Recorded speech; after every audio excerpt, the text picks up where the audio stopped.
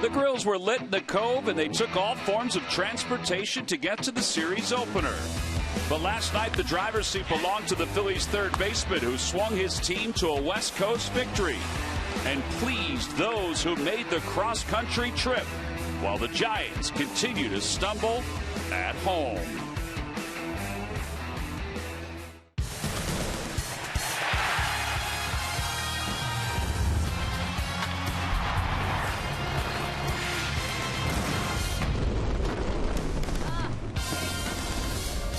It took 10 innings last night, but those folks were pretty happy that the Phils were able to pull out a victory down 3-0 at one point. They walked away with a 5-3 win, and now they get set for Game 2 of this 3-game series. An absolutely gorgeous day here at AT&T Park.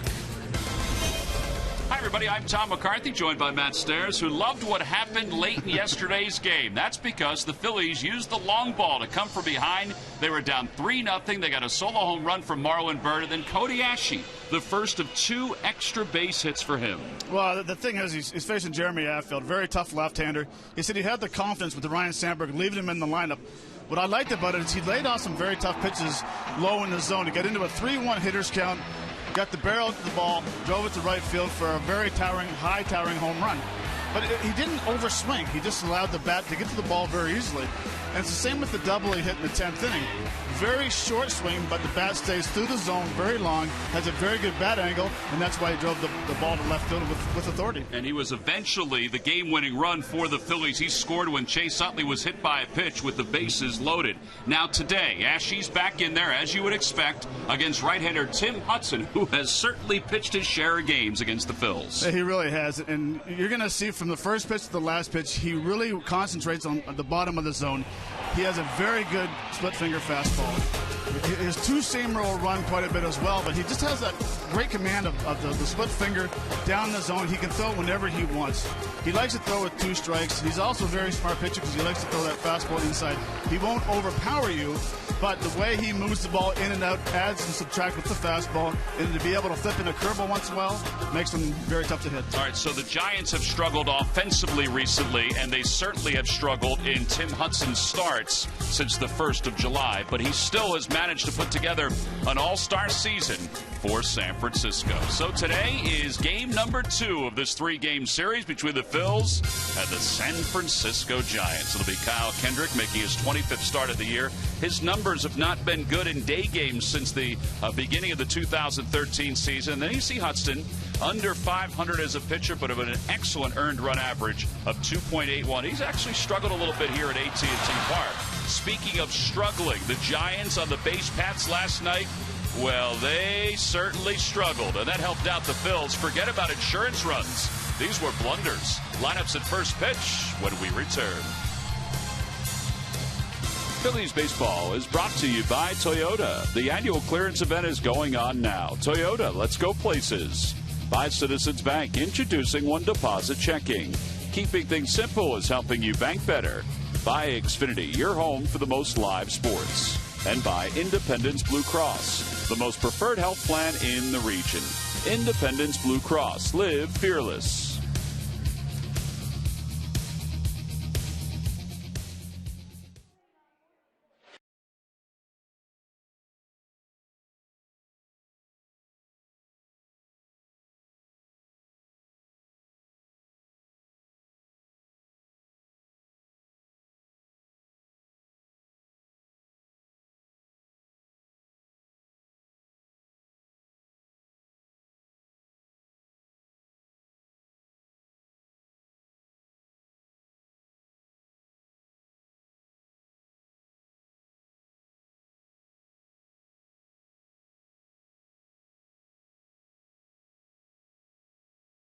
Very impatient today, and here's the first pitch of the afternoon. It's in there for a strike. We're underway from San Francisco, California.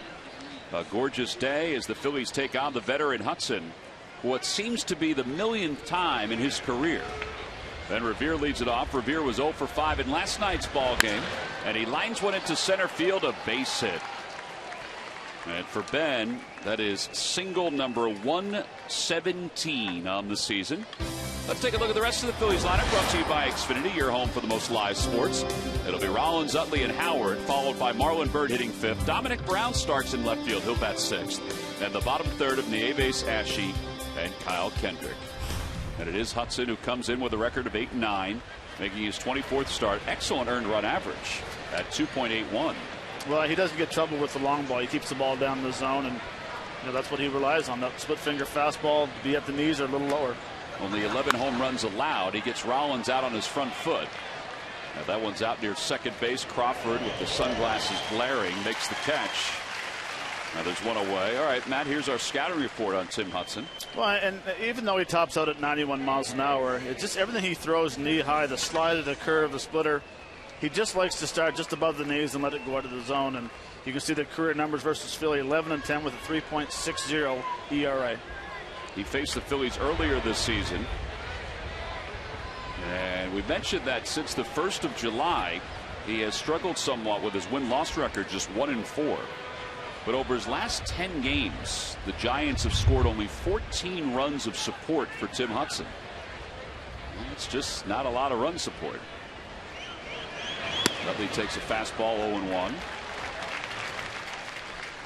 Utley, a .257 hitter lifetime against Hudson with 2 home runs.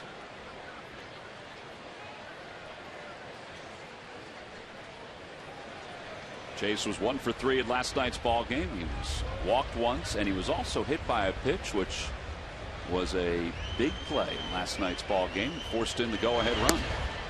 0-2 to Chase. The Lucky McDonald's Phillies home run jackpot contestant is Todd Haggerty of Wallingford. Phillies hit a home run in today's ball game. Then Todd will win $100. Thanks to Marlon Byrd's home run last night, we gave away $300.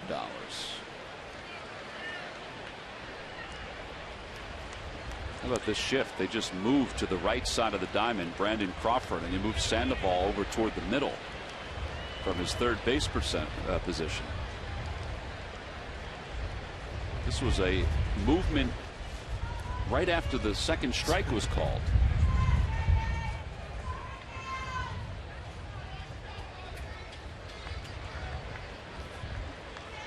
Well, as a hitter, you're thinking, okay, now it's going to be that split finger fastball or something off speed to get me to roll over. 0-2 pitch, and he pulls it foul toward the camera well on the first base side.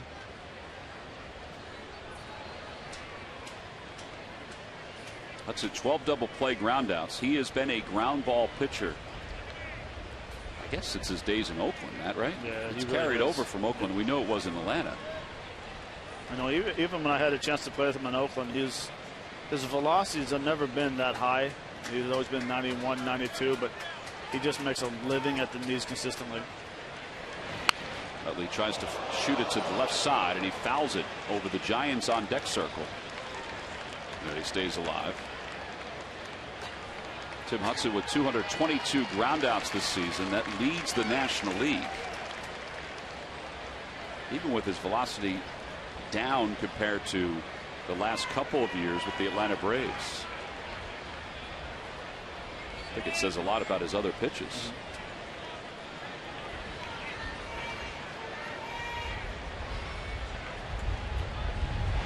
So this may have been a split right there from Hudson.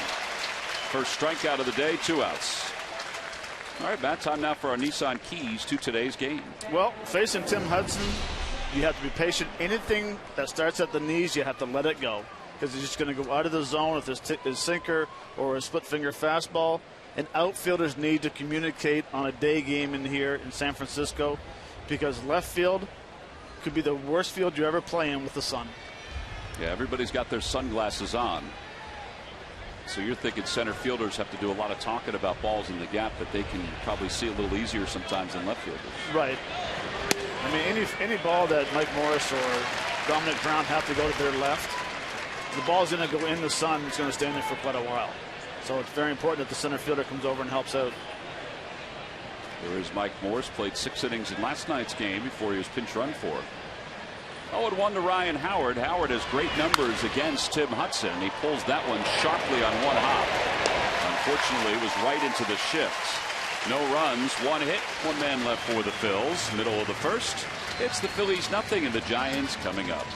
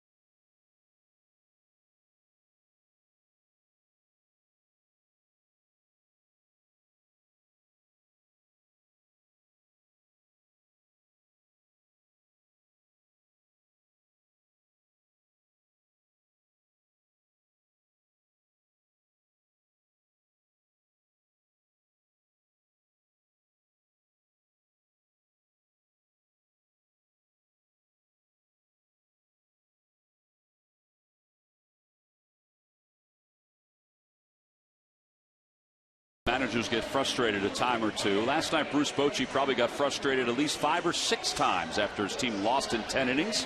Let's take a look at his starting lineup. It's brought to you by Xfinity, your home for the most live sports. Pagan, Pence, and Posey, followed by the cleanup hitter Pablo Sandoval, then Michael Morse, Travis Ishikawa. Joe Panik, Brandon Crawford, and Tim Hudson round out the lineup for the San Francisco Giants, where they will face right-hander Kyle Kendrick. Kendrick 5-11 on the year, an earned run average of 4.88, making his 25th start of the season. I think it sounds like a broken record, Matt, that we say this every time Kyle comes out. He's just trying to finish 2014 on a positive note. Well, that's what he has to do. He's thus far, 5-11, struggling with a 4.88 ERA, and he just has to go out and work down the zone and get throwing that cutter again. And as you can see, the scouting report, he was topping out at 91 miles an hour, change-up curve. It's kind of ironic that we don't put the cutter in there anymore. That's how much he doesn't use it anymore. He just kind of put it in the back pocket and is going more with curveballs now. Yeah, the 2 pitches he doesn't use that often, the 2-seamer off the hip of the left-handed batter and the cutter. 2 pitches that really help define him, along with his changeup. Angel Pagan takes inside, 1-0. Pagan was 2 for 5 last night. Well, if you think about it, being a left-handed hitter facing Kyle Kendrick, he has a very good cutter and a very good front door sinker. Now he doesn't throw it. As a hitter, I'm looking everything away. Because if he does come inside, you can still turn on it, I would think. Right, and plus he hasn't been throwing it a whole lot, so he doesn't feel comfortable throwing the cutter or the front door sinker. So now you eliminate one side of the plate, make it simple, look out over the plate, and something to drive to left center or towards center field. 1 ball, 1 strike. Giants enter play today 5.5 games behind the Dodgers in the National League West, and a half game out in the wild card. On the inside corner, 1-2. See the breeze blowing, but as Matt said, that doesn't matter. Matt, which way the flags are going? Well, no, it's nice when you see them blowing up towards the water. Oh, okay. I thought you meant last night, maybe because the ball dies at night. Is that why you meant the flags don't matter? Yes. Okay. Ground ball back toward the middle. Utley surrounds it. Pagan runs well, and Utley just gets it. So 1-1. During the 2014 season, Turkey Hill, the official ice cream of the Phillies, will contribute $100 for each Phillies victory and 5 cents for each carton of Phillies Grand Slam ice cream, sold to support the Phillies youth baseball and softball programs. Here's Hunter Pence. This is start number 294 in a row for Pence. Sometimes managers talk about getting a player off their feet. Not Pence. He's only had 5 defensive innings this year where he hasn't played.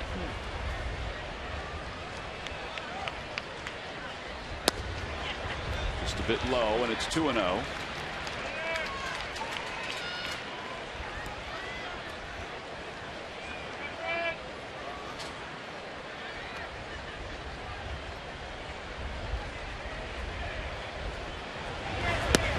He's in there on the inside part of the plate.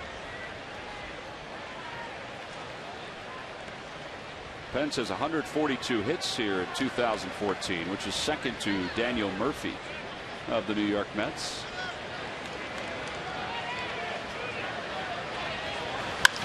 And high fly ball deep to left center field. Revere on the run, and the Giants have the lead. It's 1-0 San Francisco here in the bottom of the first.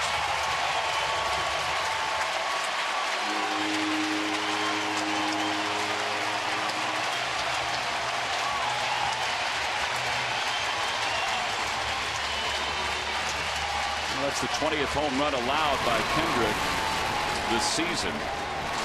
The 16th that Hunter Pence has recorded. Well, we can talk about location. And Nieves is set up low and away, and the two-seamer came right back in her half, and Hunter Pence does that very well on a mistake pitch. And now Buster Posey takes strike one. It's 0-1. 28 first-inning runs, including the one today. 8 first-inning home runs this year.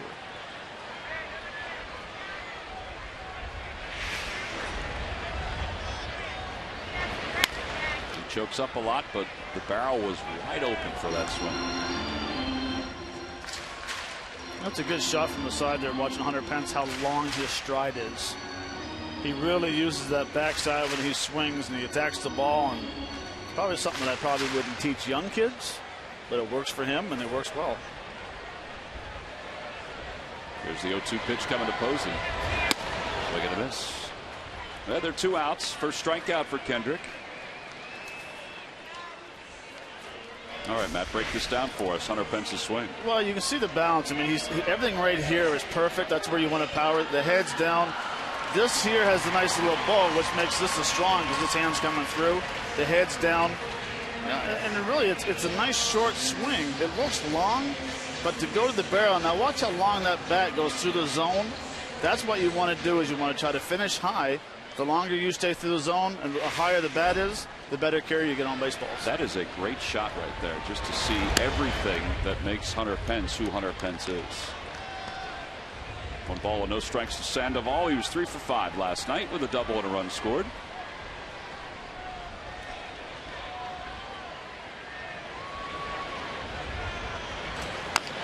Off the end of the bat, and Kendrick tips it over to Utley. He flips it with his glove in time. A 1-4-3 put out. And that'll do it for the Giants here in the first inning, but they take the lead on the home run by Hunter Pence. We'll go to the second. The Phillies trail the Giants 1-0.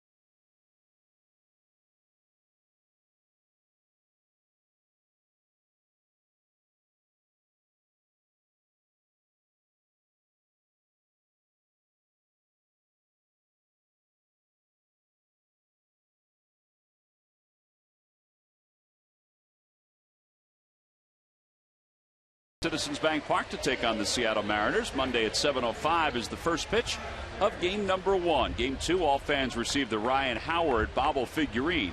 And on Wednesday, it's a Citizens Bank Business Person Special. Tickets can be purchased by going to Phillies.com. Don't forget, after the ball game, the Modell Sporting Goods Kids Run the Bases. Marlon Byrd leads it off.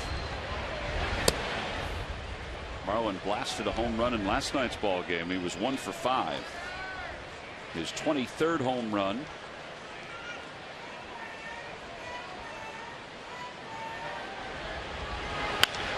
Over to third, Sandoval, glove side.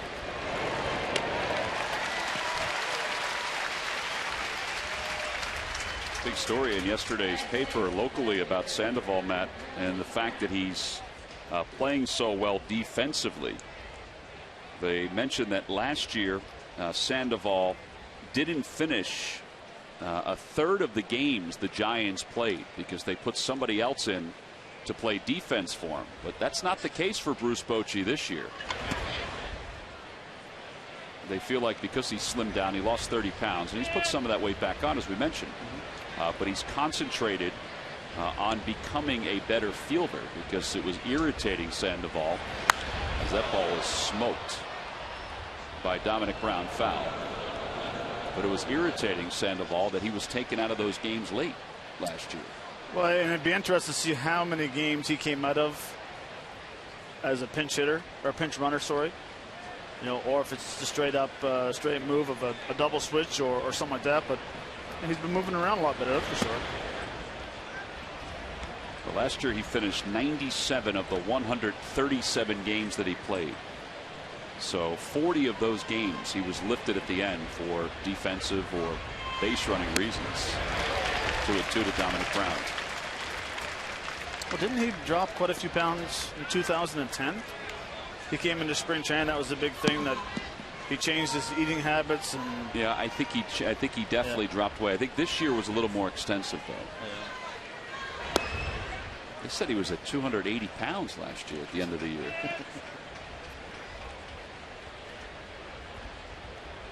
Came into camp at about 245, 250 this year. 3-2 pitch to Dominic Brown. Outside, ball 4. First walk issued by Hudson.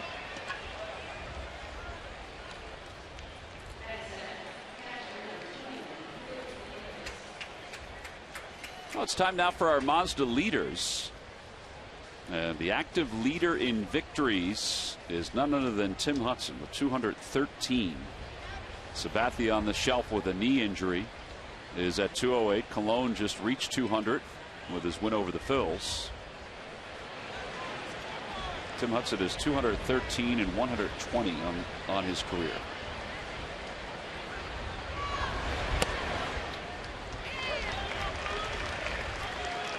That's a pretty solid career. It is, and look at the guys that he came up with. Barry Zito, Mark Mulder. I mean, those three guys, when they first came into Oakland, impressive rotation. Yeah, Mark Mulder has started to throw again. He's hoping to make a comeback in 2015. Ruiz pulls that one through the hole. Or excuse me, Nieves pulls that one through the hole on the left side. And a 1-out single puts runners on first and second. And that ends an 0 for 12 for Will Nieves.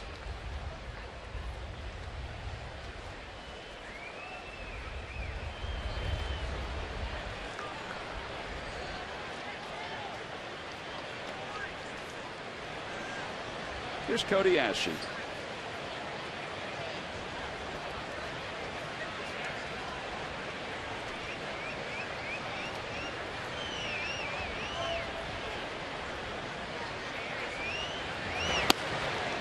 Pitch is low. It's 1-0. Cody last night 2 for 4. A double, a home run.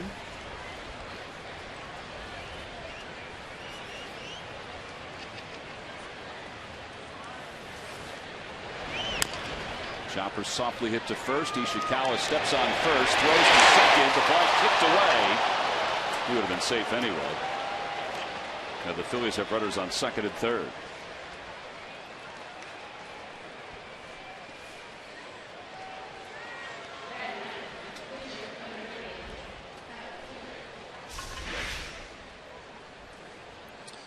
Let's see here. He gets it nicely, clears himself. Ooh, I tell you what, Tom, I think, yeah, he probably would have been safe because the throw was a little higher, though. Nieves made sure that he saw the ball was out. He was pointing at it. Yeah, making sure that Gabe Morales did not miss anything on that. Well, Kyle Kendrick now the hitter with 2 outs, runners on second and third. Phillies down 1-0 here in the top of the second. Kyle Kendrick is the batter. And it's 0-1 to Kendrick.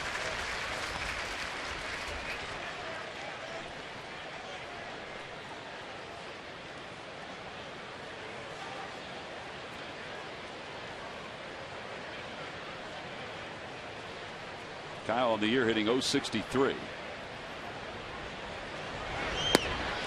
1 ball and 1 strike. He takes low.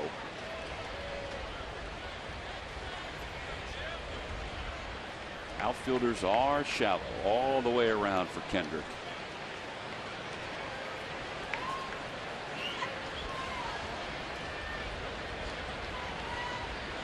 Morris probably the deepest of them all out in left field.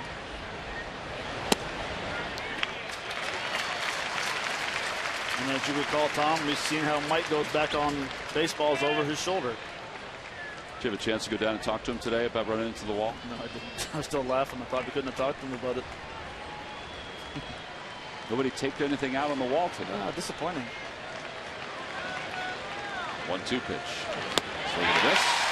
And Hudson works out of this jam here in the second inning. No runs, 1 hit, 2 men left for the Phils. Middle of the second, Mike Morse will lead it off for the Giants when we return.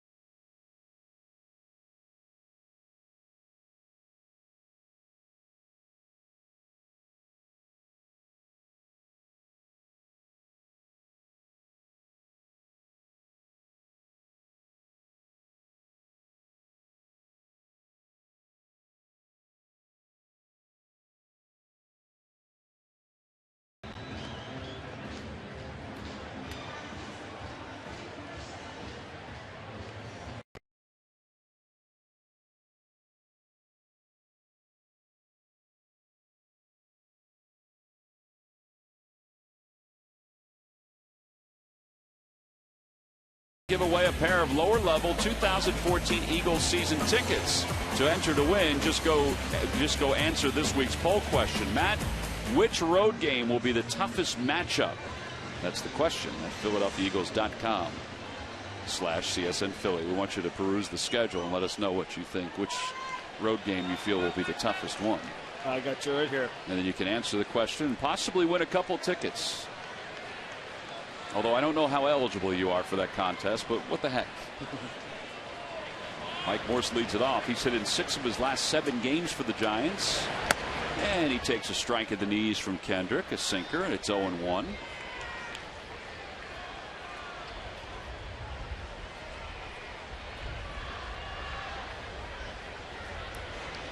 You going that early in the season, are you?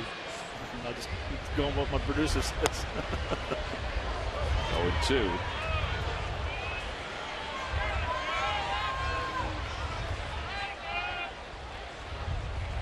A very chatty crowd today here in San Francisco. At least up in our level, it's chatty.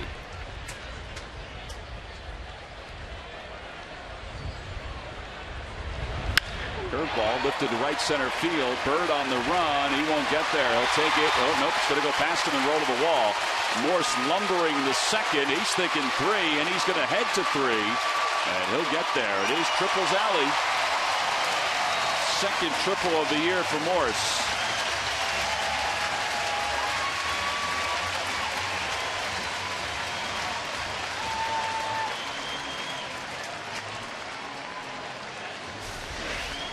It's a low curveball, and Morse is a very good low ball hitter. Drives it to right center, and I thought, I thought Marlon Byrd was going to be able to cut this ball off. I actually just took that one little hop and had like a little topspin on it. Big man coming around second base, and he hit a wall, but right here. Those legs are getting heavy. You can tell after he slides, he's trying to not fall over. Well, the Phillies played the infield back, and Travis Ishikawa fouls the first pitch. Like the Phillies, the Giants had the Beyonce and Jay-Z concert here at AT&T Park, and out in center field is where the stage was, and the ball hit on the newer sod, and it looked like it took a firmer hop. Yep. See a little bit of the shade of the new grass as you pan to Revere.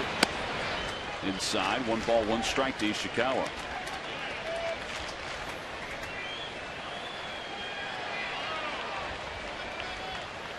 Second go around for Ishikawa with the Giants. He started the year as the Pirates opening day first baseman.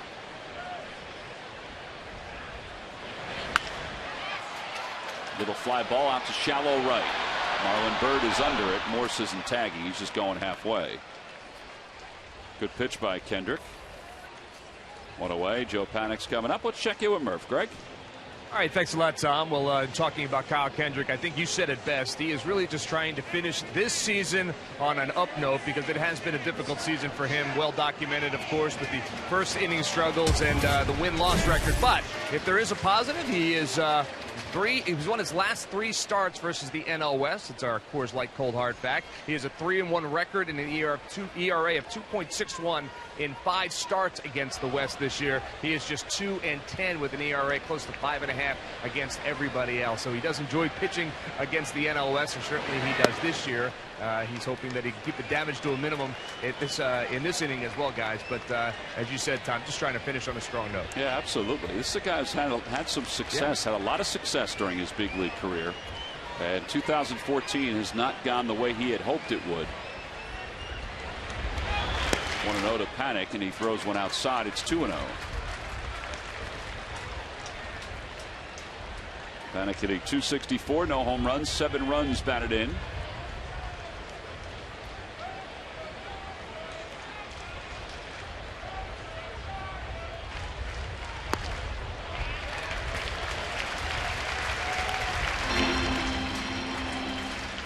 Totally different approach against Panik here compared to the way the Phillies were, or Kendrick was facing Ishikawa. He was going in to Ishikawa. And with Panik, he's basically going away. With a lot of soft stuff. Now he's coming in with the cutter. Inside, ball 4, and that'll put runners on first and third. So the double play is in order. Now time for you to tweet your photo using hashtag PhillyFanPhoto for a chance to have it shown in an upcoming game broadcast. It's brought to you by AT&T.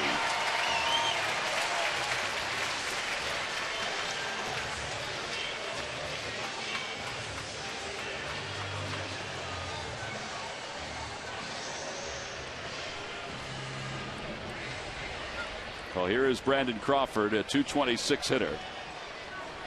0 for 3 in last night's ball game. Let's see how the Phillies set up the infield. It's going to be halfway. And now they move back another step closer to double play depth.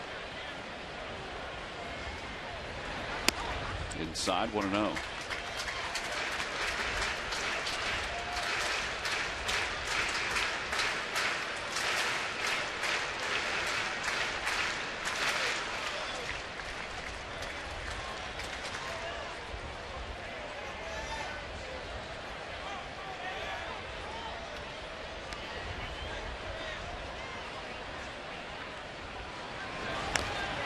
Foul ball, and it's 1 ball, 1 strike. That got a piece of Nieves.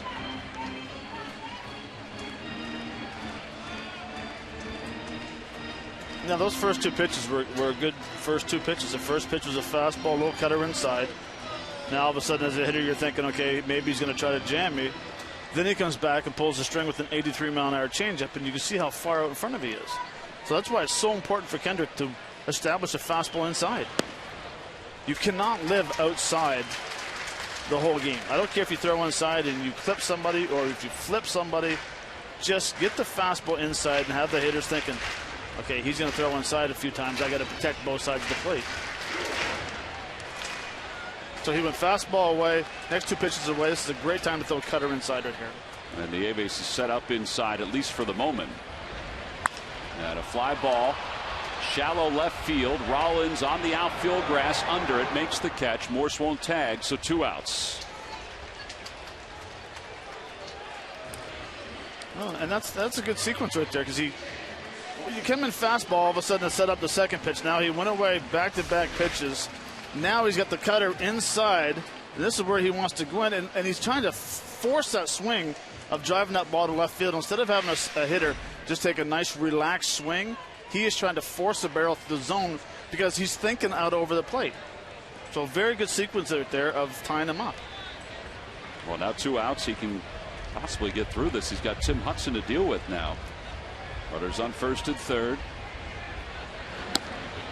Yeah, the first pitch is low, 1-0. Hudson, for his career, has 91 hits. He's a career 161 hitter, but this season he's more than 100 points below that.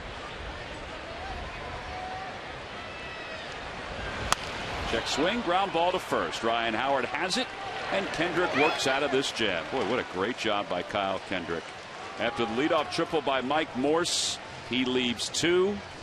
We'll go to the 3rd inning with the Giants leading it 1-0.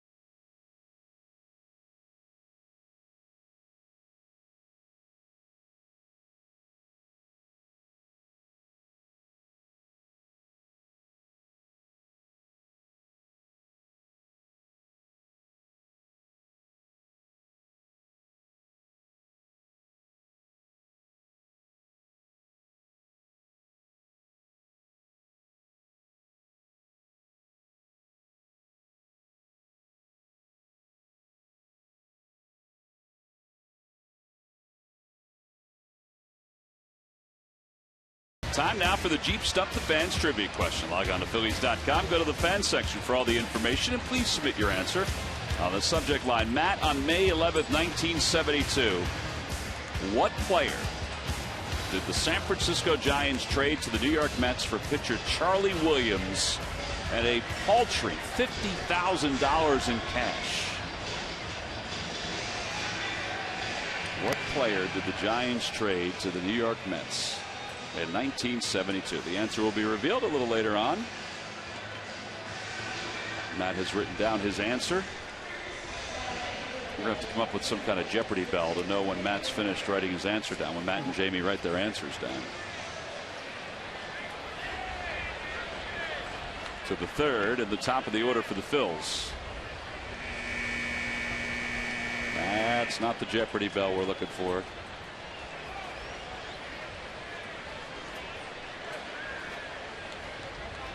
Then Revere singled his first time up. One of 2 hits for the Phillies so far in the first couple innings. 1 ball, no strikes.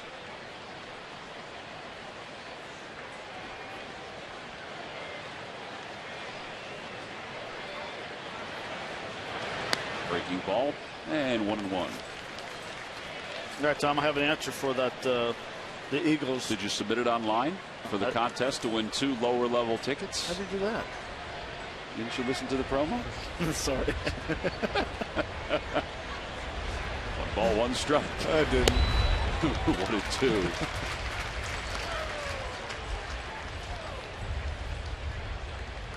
All right, so your answer is September 28th here in San Francisco. September 28th against the Niners. I would agree with you on that one.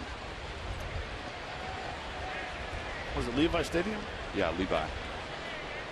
It's the new facility that opens tomorrow officially. Go ahead, PhiladelphiaEagles.com /CSN Philly. See what happens if you submit that. Put it under a pseudonym.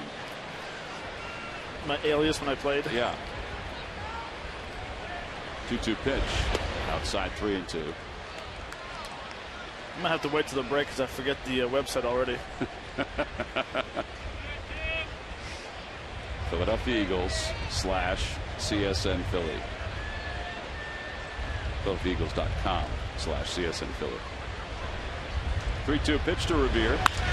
And a fly ball center field. Pagan is there.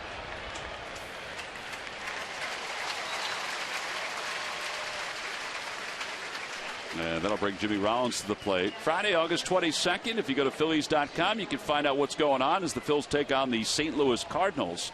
We will tell you that Friday the 22nd is Star Wars night, benefiting Stand Up to Cancer. To help support this cause, purchase your tickets through theme nights at Phillies.com.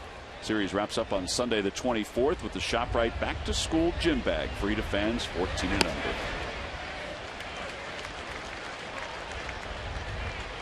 Jimmy Rollins popped out to short his first time up.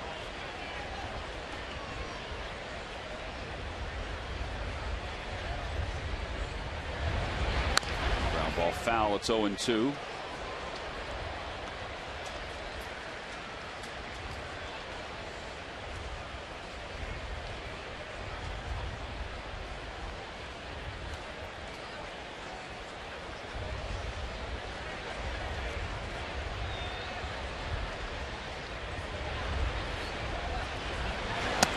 It in. 1 ball and 2 strikes.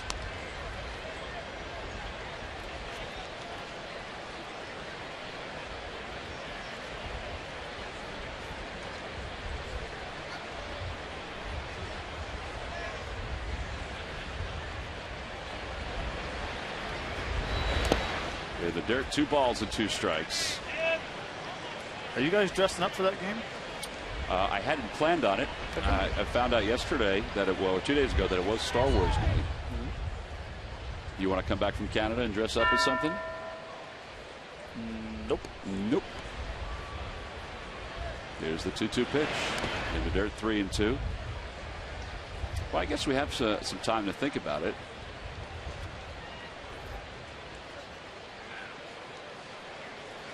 I think Scott Brandreth is working on some kind of attire for us that should arrive comfortably by Thursday on the off day that we can wear on Friday. Rollins draws a walk, so he's aboard with 1 out. Well, I think if there was one outfit that would fit me perfectly, yeah, height, shape, would be an Ewok. Yeah.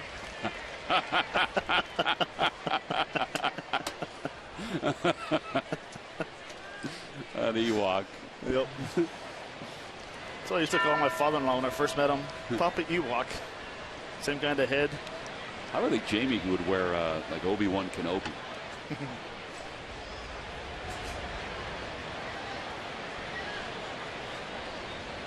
Utley struck out his first time up, and he lines that one into right field, a base hit. Rollins will stop at second. So first and second for the second time in this game for the Phils with one man down. Yeah, that'll bring Ryan Howard to the plate.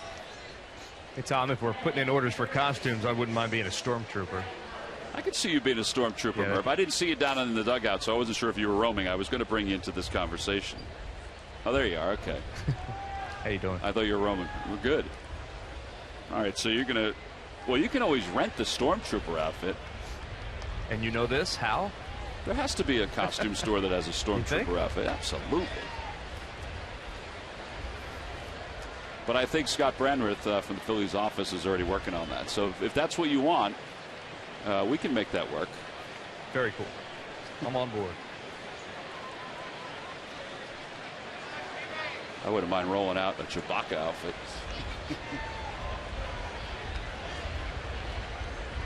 Depends on what the weather's like on Friday. Howard takes outside, 1 ball and no strikes. Tom, I see you more of Yoda. Why, because of the bald head? Yeah, pretty much.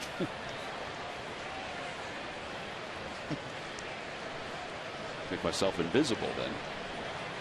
1 ball and no strikes. Breaking ball outside, 2-0. Just because of the wisdom you have in the booth. Oh, yeah. Figured it'd carry over. Certainly not little.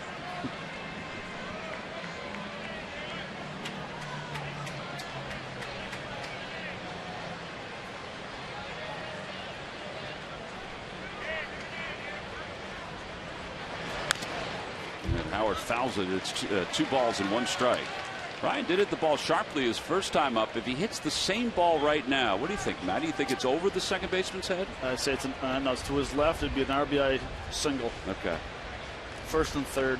Because he was playing pretty deep. Yeah, you're right. It would be to his left. It would be through that hole. Ishikawa wouldn't come up with it, and Panic wouldn't either.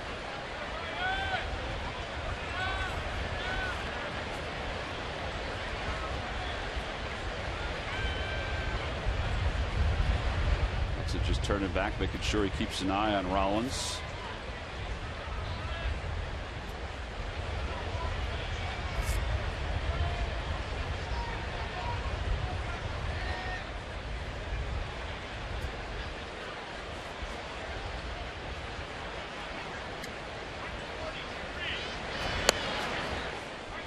Oh, good hitters count now for Ryan Howard. Submit your answer to the website. I forgot the website already.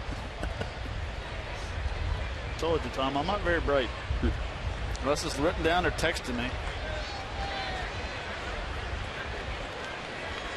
I was just looking up characters on Star Wars. To see who you might want to be. Howard takes strike 2, 3-2. Ball backed up on the outside part of the plate. Joe West is the home plate umpire. He's usually a very good ball strike umpire. He's the crew chief, one of the veterans in Major League Baseball behind the plate. Marty Foster's at first, Morales at second, Alan Porter's around to third. And now the full count pitch. Chopper foul. On the Toyota Major League scoreboard, Martin Prado had just 1 hit in his last 21 at bats for the Yankees, but he has homered to help the Yankees to a 2-0 lead. That game is in the bottom of the second inning. The Rays were 18 games under 500, Matt, and they are back even at 61-61. A win today, and they would hurdle into a tie with the Yankees in the wild card race. All this without David Price, who they traded away.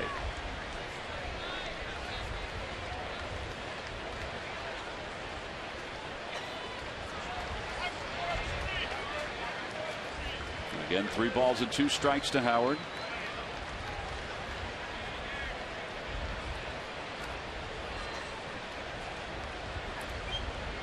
I can't see Rollins taking off here.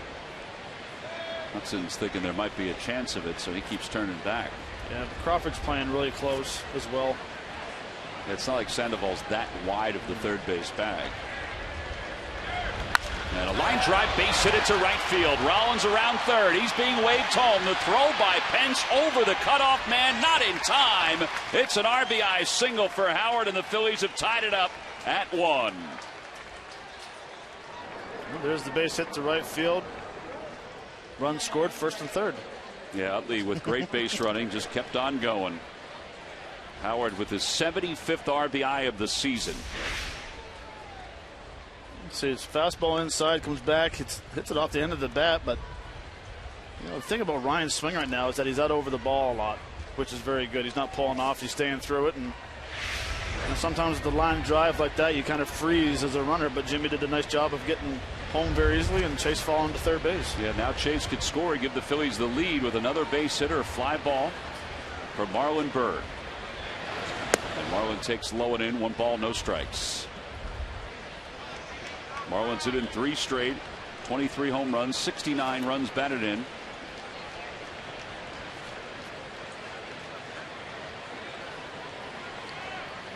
I would think that Marlon Byrd would like hitting against Tim Hudson.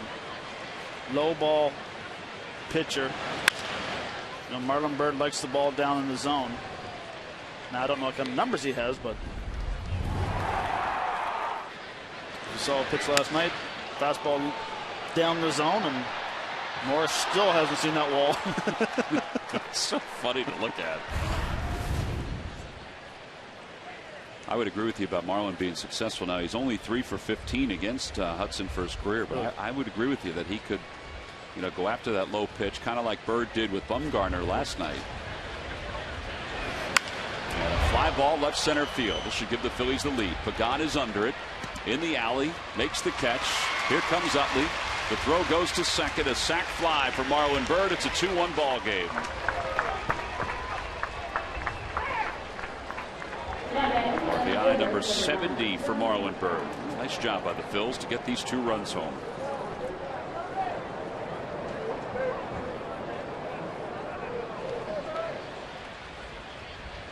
That's a good job. That's what you want to do with the man on third base, first and third.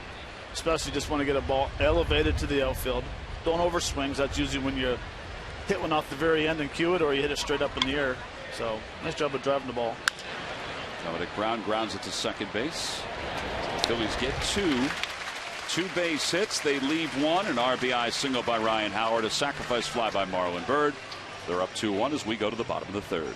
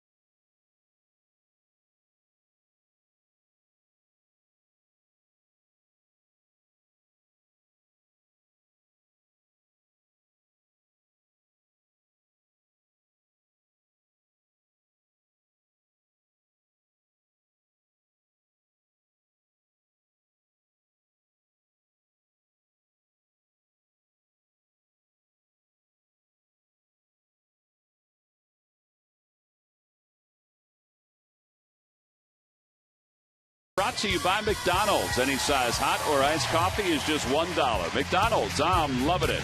By the Pennsylvania Lottery, benefits older Pennsylvanians every day. And by Chevrolet, visit your local dealer at ChevyDealer.com.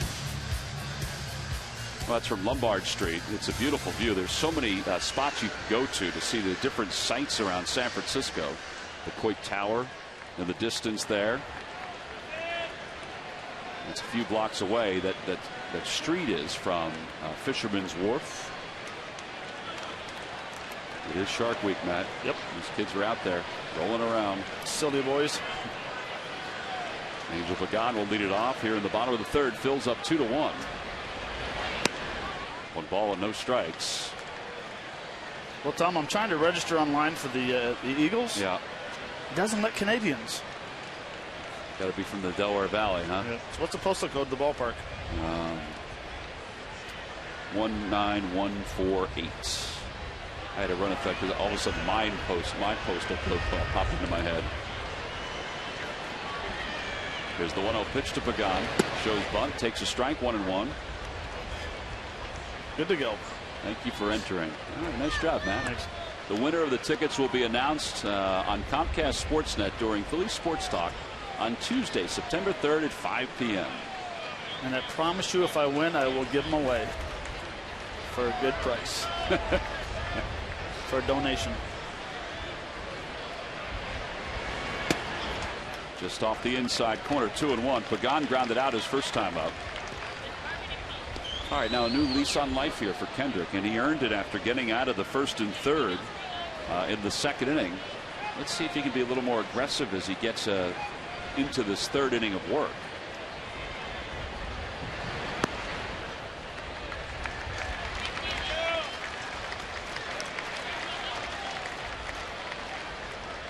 You meant this pitch coming, right? I meant this pitch right here. That was a setup pitch. Although he needs to be a little careful with this 3-1 pitch to Pagan.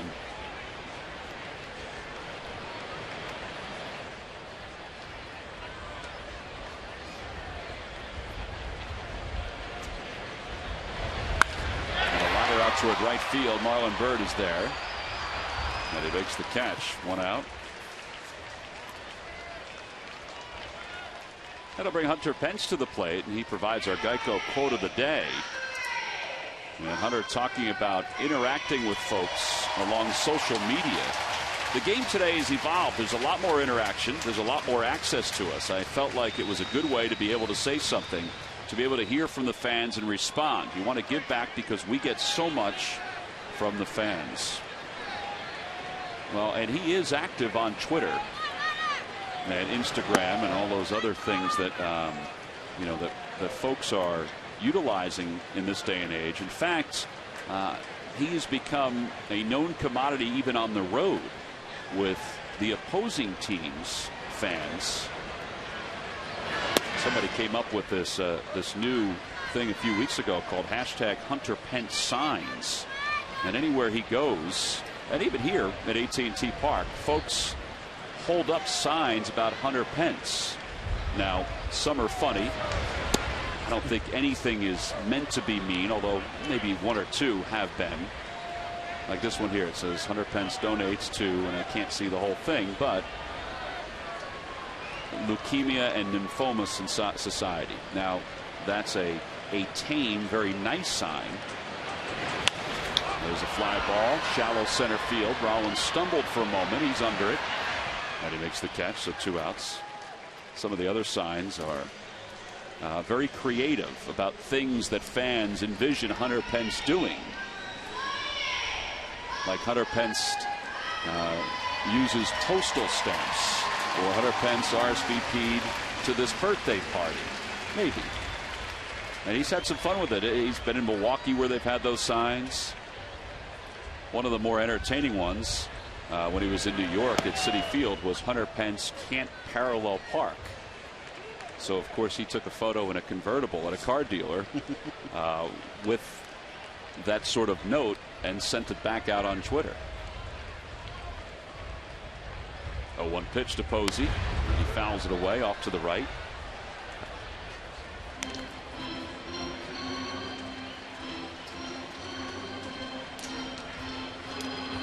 There was another one in New York that said Hunter Pence eats pizza with a fork. What's wrong with that? Well, I mean, in New York, you would, fold it up. Fold it up. Yeah. Here's the 0-2 pitch to close to Posey. Better be careful, Matt. Somebody's going to put one out for you. As Matt Stairs eats pizza with a fork. He does.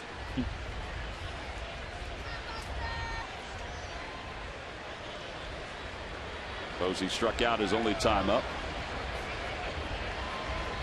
And the pitch to Posey. Chopper over the left side, backhanded by Rollins. Long throw. And a nice easy inning for Kyle Kendrick. Good job by him. He nurtures this one-run lead. We've played our first 3 here in San Francisco. Phillies 2, Giants 1.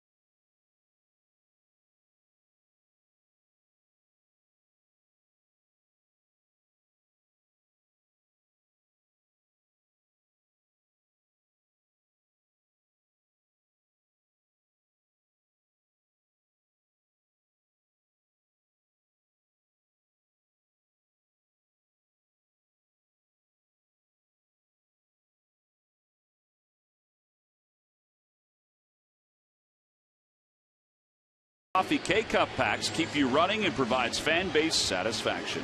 Order by 11:30 a.m. and get free same-day delivery. Who but W.B. Mason. Beautiful day for baseball here in AT&T Park. Phillies on top 2-1.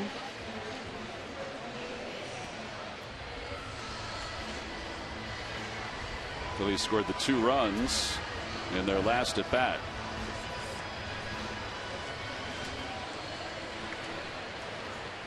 And now it'll be Will Nieves, Cody Ashe, and Kyle Kendrick due up against Tim Hudson. Last 4 home starts for Hudson. 0-4 with an ERA of 5.19.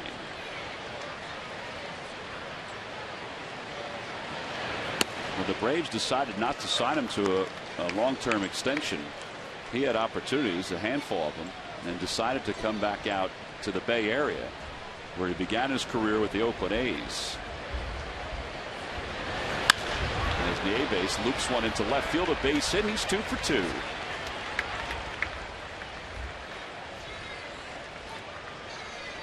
And that'll bring Cody Ashe to the plate, who Murph getting a chance to bat for the second time against a right-hander, but was really excited about the fact he got a chance to stay in the game yesterday against the left-hander Jeremy Affeldt. Yeah, you know, when a young player is trying to become that everyday player, that's the kind of move that he needs the skipper to make in order to show that he can play every day. And last night, that's what Ryne Sandberg decided to do, to give Cody Ashe a start against a very tough left-hander. And Cody delivered. You know, obviously he had the 2-run home run to tie it up in the 8th, and then had the big double in extra innings to help the Phils win that ball game. And, you know, he told us after the game that knowing that he was going to get a chance to play against that tough left-hander really gave him the confidence to get out there and have some quality at bats, and that's what he's been doing. You know, Ryne Sandberg talked about it, guys, before the game yesterday, that he saw Cody Ashe doing a nice job on the pitches that were on the inside of the plate. What he really wanted to see was him to take control of the outside of the plate, not lose sight of that. And that double in the 10th inning was a pitch that was out up a little bit and on the outside of the plate, and Cody was able to drive it. He said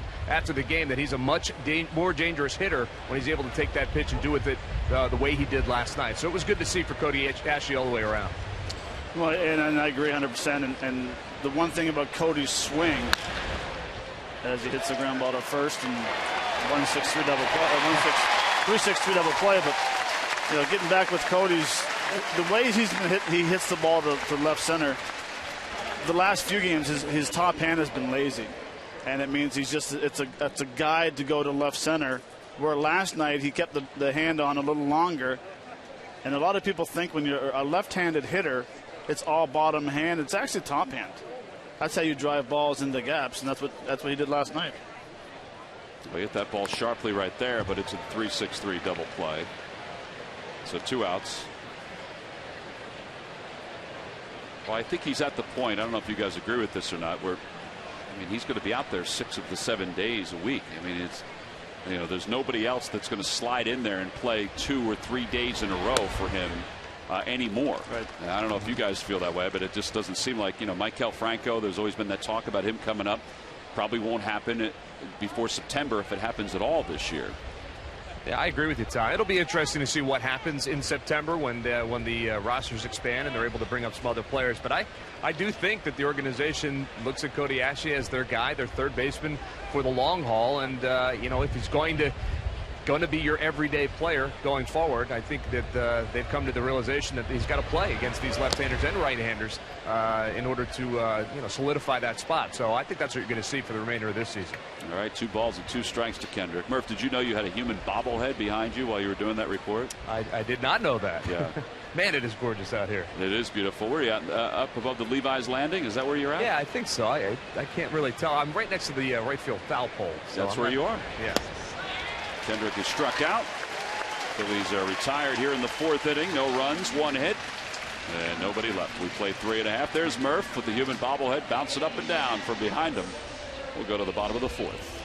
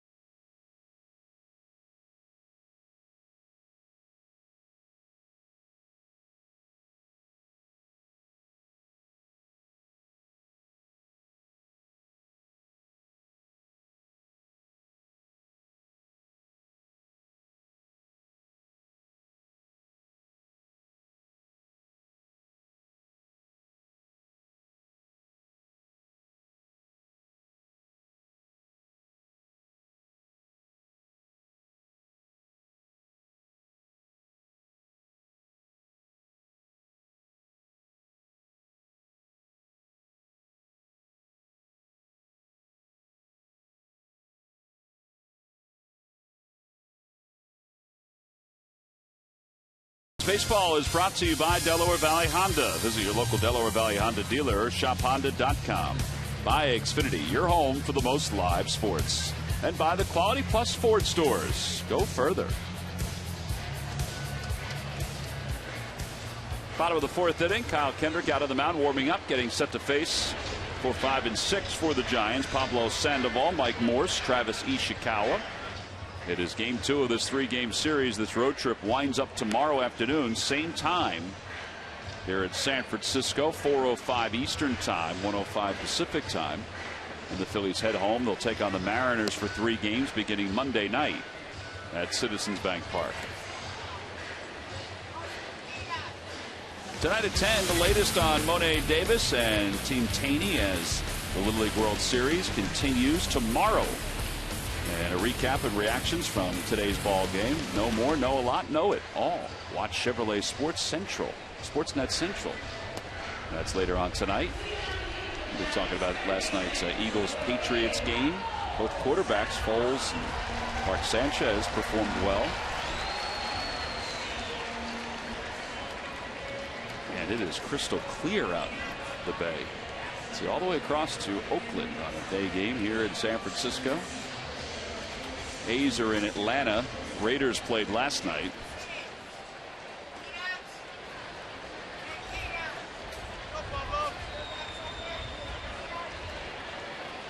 Pablo Sandoval will lead it off.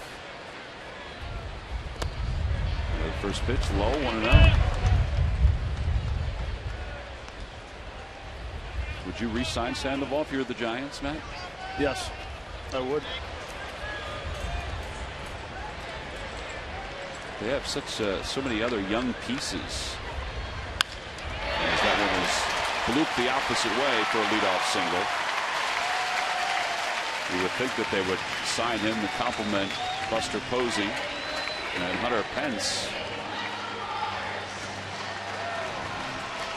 Now, you're probably going to see him sign a contract with the Giants, but he's going to have a weight clause in it, which a lot of teams will do with certain players.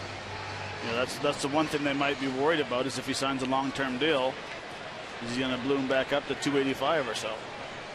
But that's the reason why you have to re-sign him. He's playing good defense, and the man can just flat out hit. And now I believe Joe West is making sure that the pine tar was not too high on the bat of Mike Morse. Is that what it was? He went down and measured it with the plate.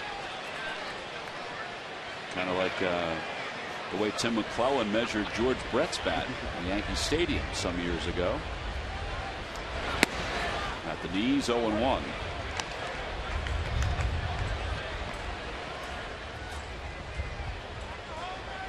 I think he'd measured the pine tar. I don't know. Maybe it's how far he is in the back of the box. No, or was it the pine no, tar? I think it's the pine tar. Really?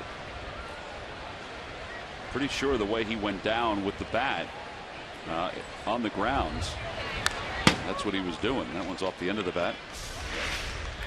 This is what happened when he walked to the plate. Will Nieves is doing some manicuring.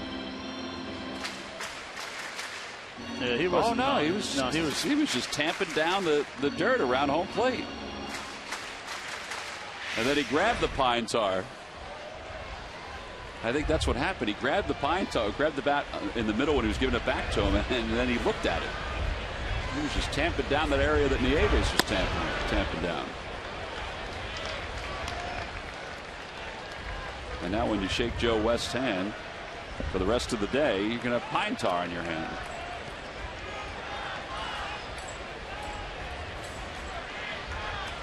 Joe West, Renaissance man. He can put a fence post in. He can tamp it down with the best of them. Inside 2-2 to Morse.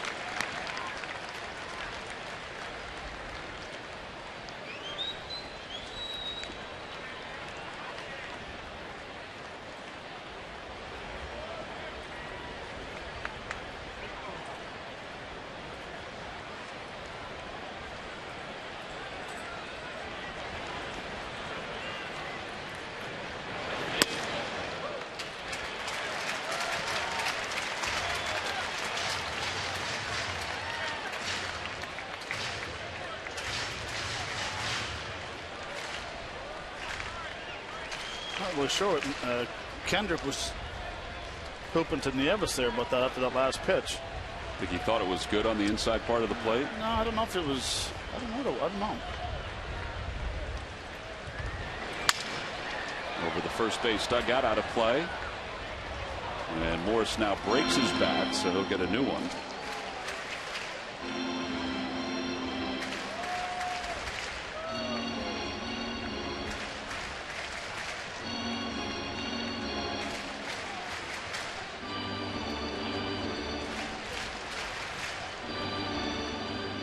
You weren't lying. He got a new one. Yeah, that's brand new. Brand new. Not even a nick on it.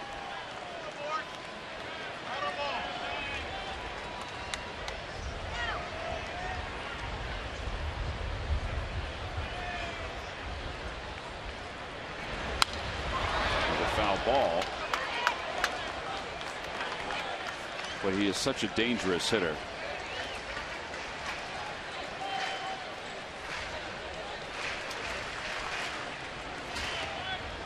Tripled his last time up to right center field.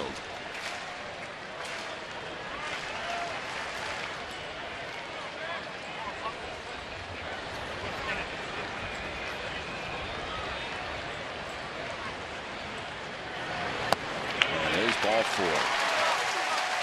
So that puts runners on first and second with nobody out. And Travis Ishikawa is coming up. So at a Major League scoreboard, the Washington Nationals, well, we'll get to their score in just a moment. On Monday, August 25th, the Nationals will be in Philadelphia to begin a 3-game series against the Phillies. All 3 games are at 7:05. And you can order tickets by going to Phillies.com. Now, the Nationals are hosting the Pirates tonight. That is an important ball game for the Giants because the Giants are half game behind the Pirates in the wild card. Washington, meanwhile, sitting comfortably atop the National League East. Good job by Nieves, and it's 1 ball and no strikes to Ishikawa.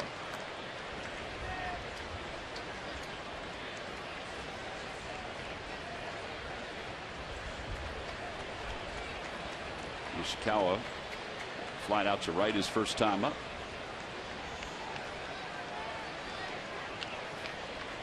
By the way, just so you know, from the pine tar standpoint, the pine tar can't go up any farther than 18 inches from the bottom of the bat. Otherwise, umpires can ask the hitter to go get a new piece of lumber. The reason for that is that some people think, Matt, correct me if I'm wrong, that the pine tar can add something to the thickness of the bat and help the ball a little bit. I don't know if that's true or not, but there is a reason behind it. I think that it stays off the spot where it could help the ball in some way, shape, or form. Another fly ball to right. Marlon Byrd comes charging in. He's under it, makes the catch. Runners don't tag.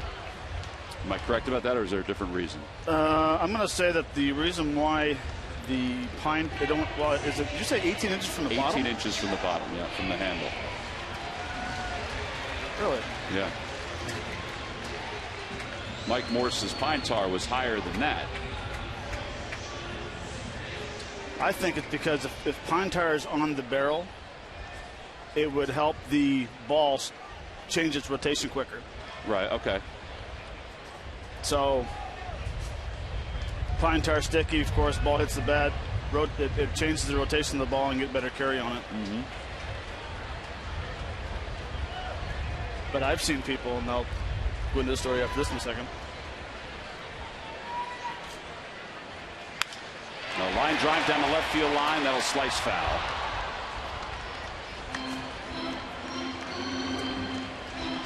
All right, so here you go, Matt.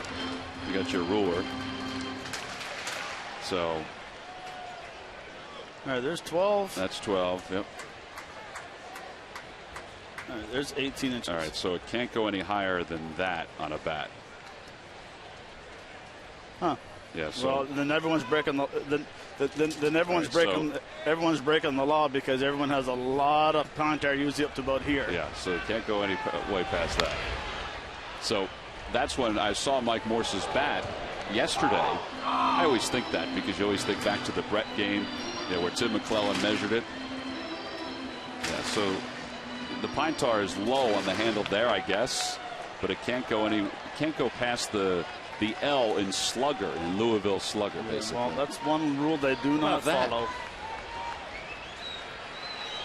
I wonder if the other thing too is that they think the darkened pine tar conceals something else that's there. Good. Low, ball 1-2. Also, I've seen a lot of players that'll groove their bats, put rosin inside of it, and then tap it down to harden it. There's probably a few reasons why the pine tar, they don't want it to be too high on the bat. Another pop-up. Boy, good job by Kendrick here. Ashe on the infield grass makes the catch. Infield fly rule was called, and there are 2 outs with runners on first and second. Well, that'll bring Brandon Crawford to the plate.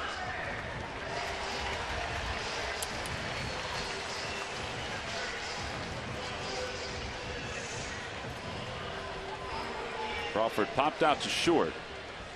I'll be honest with you. Now every time somebody comes up to the plate, I'm going to be looking to see how high the pine tar is on their bat. All right, so I think Kendrick has, what, 6 pop outs? Yeah, he's a sinker ball pitcher with all those pop-ups, which is good. Which is fine because he's establishing cutters inside and the guys aren't getting extended. Yeah, he's working hard to get out of these jams. Good pitch on the outside corner there. It's 0-1. You like that bat? I do like that's a not that I have any use for it at this point. Nor do I. But as a prop, yeah, I do like that.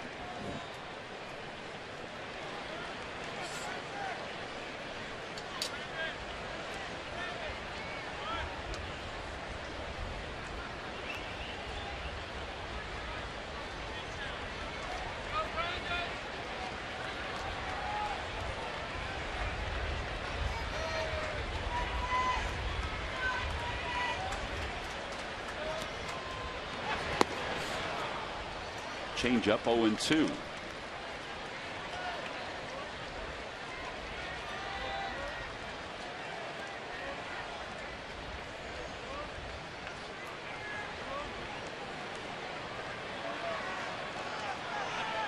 Forces at first. Sandoval's at second.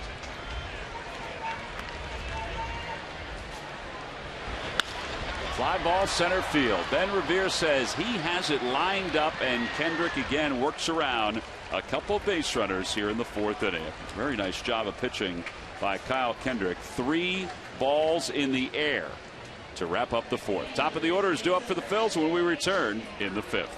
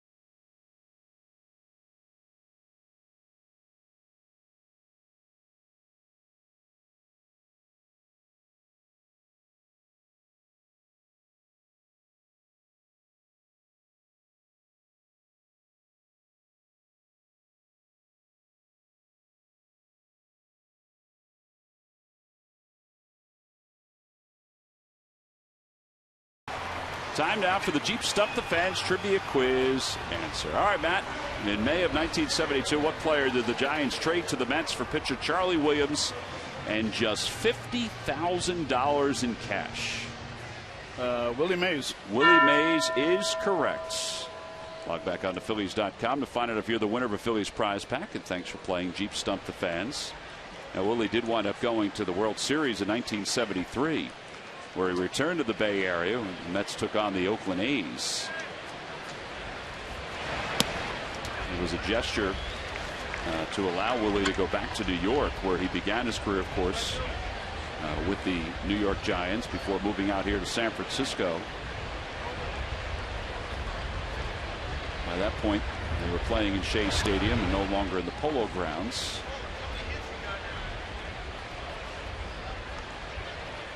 What a career, though. In that day and age. One of a number of retired numbers here in San Francisco. You can always see Willie from time to time coming here to the ballpark wearing his Giants hat. And Revere slams one right past Sandoval, who was way up at third. And he's now 2 for 3. That's the kind of hit that you were talking about yesterday. with Revere letting the ball get a little deeper and still being able to, even though he's thinking up the middle, get it through the hole on the left side. Right, and this is best as a little longer, and you see how far Sandoval plays in, which honestly I really don't understand, because Ben's bunted for maybe 3 or 4 base hits this year for bunt singles. It's not many. So.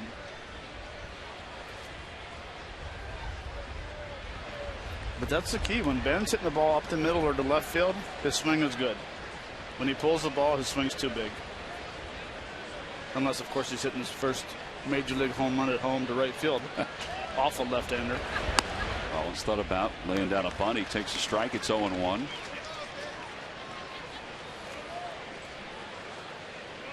Rollins has popped out to short. He's walked and scored a run.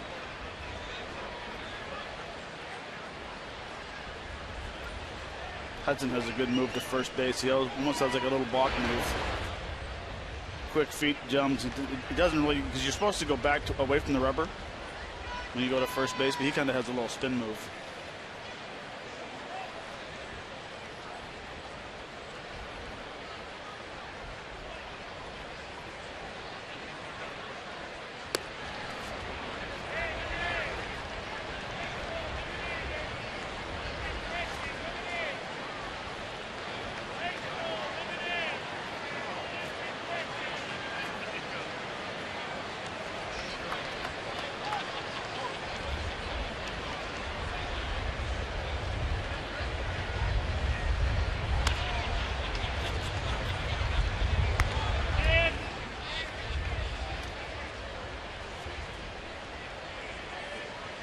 Kind of like to see Ben get in some motion right here and getting going. Yeah, I was surprised he didn't try to steal a base in the first inning. Get some early pressure going on the Giants. Now the Phillies have a 2-1 lead. Why not? You want to throw a strike right here. He goes. The pitch is low. Missed by Rollins. Dropped by Posey. And it's stolen base number 34 for Ben Revere.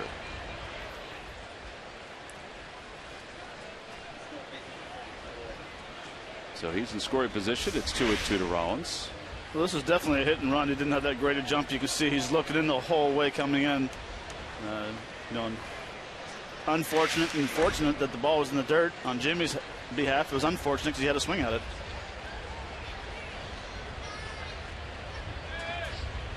May have been one of the easier throws to second for Posey, too, if he was able to hold on to the ball.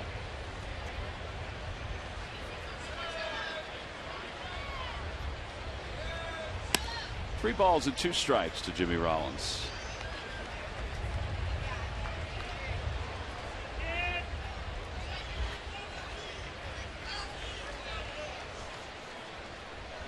It is a chatty crowd up here. Very chatty. I don't know if they're all watching the game, but it is chatty.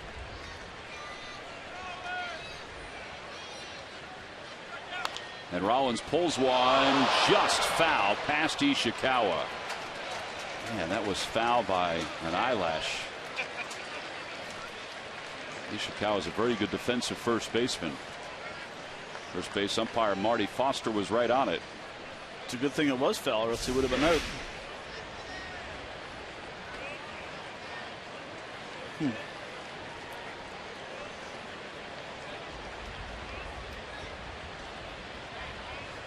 It's actually further foul than I thought by that view.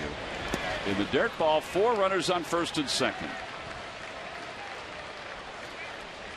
Fans, follow every Phillies game with MLB.com at bat on your favorite mobile phone or tablet. Get live look-ins, instant replay, scores, stats, audio, free MLB.tv game of the day, and much more. Download on the App Store. Visit Phillies.com today.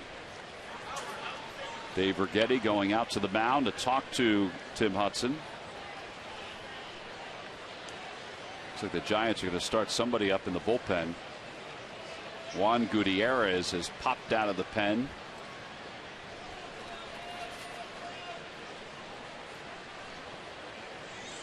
Thought it was Gene Machi at first. So Gutierrez will start the fire.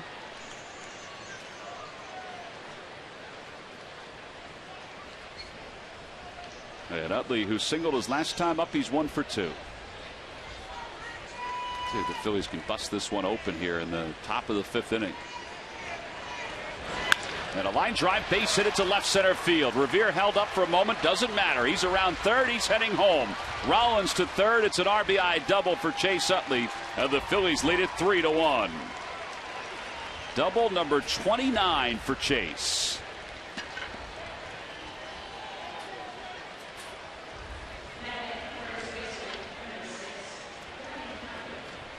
And Revere scores his 54th run of the year. Well, I mean, that's just a textbook swing. You know, we've been saying that all year, the way he approaches when he hits the ball to left field, the head down, barrel through the zone, drives it to left field. It was almost identical as Cody Ash's swing last night in the 10th inning. Man, left-handed hitters got pretty swings. Well, I'll tell you, give Morse some credit, too, for cutting that ball off. If it had gone to the wall, Rollins would have scored. Now the infield is in. This is definitely a shift that helps Ryan Howard. He had an RBI his last time up. He's 1 for 2. See if he can get that nice swing he had last night in extra innings to bring that runner home from third.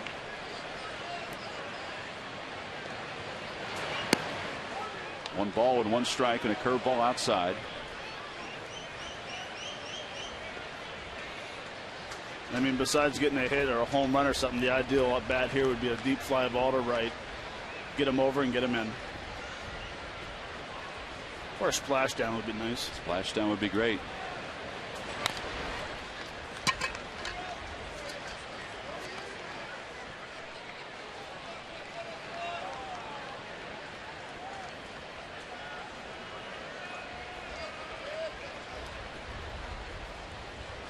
Tom, you want some kettle corn? They got everything passing by the booth here today.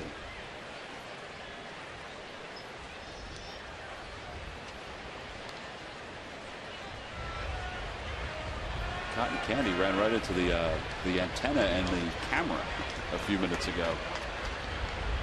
1-2 pitch to Howard. Another ground ball foul. He stays alive.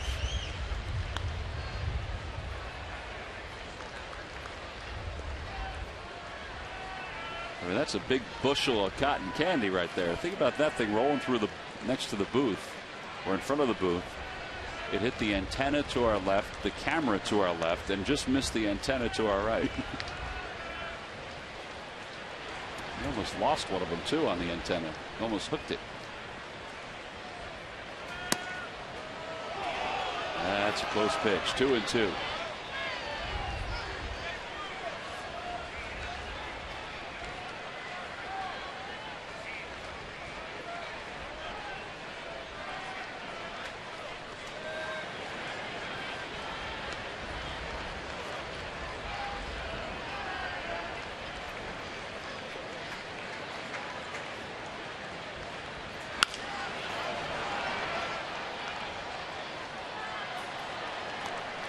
It's a good protection swing. Looks like Ryan was almost sitting on a different pitch.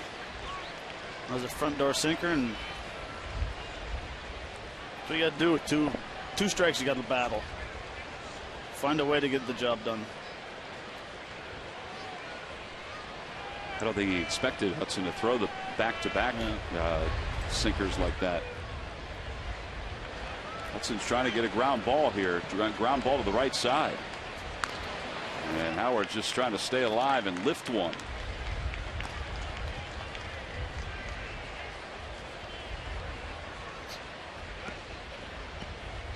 This is a little less effective Tim Hudson than the one that we usually see, which is a good thing. The Phillies are not letting him off the hook. He's at 78 pitches. With pitch count, what, 4 1/3 innings? No, 4 innings. I guess we're in the 5th, aren't we? Yeah. And that one's a hot shot right past Ishikawa into right field. One run is in. Here comes Utley. He'll head home. It's a 2-run base hit by Ryan Howard, and the Phillies now lead it 5-1.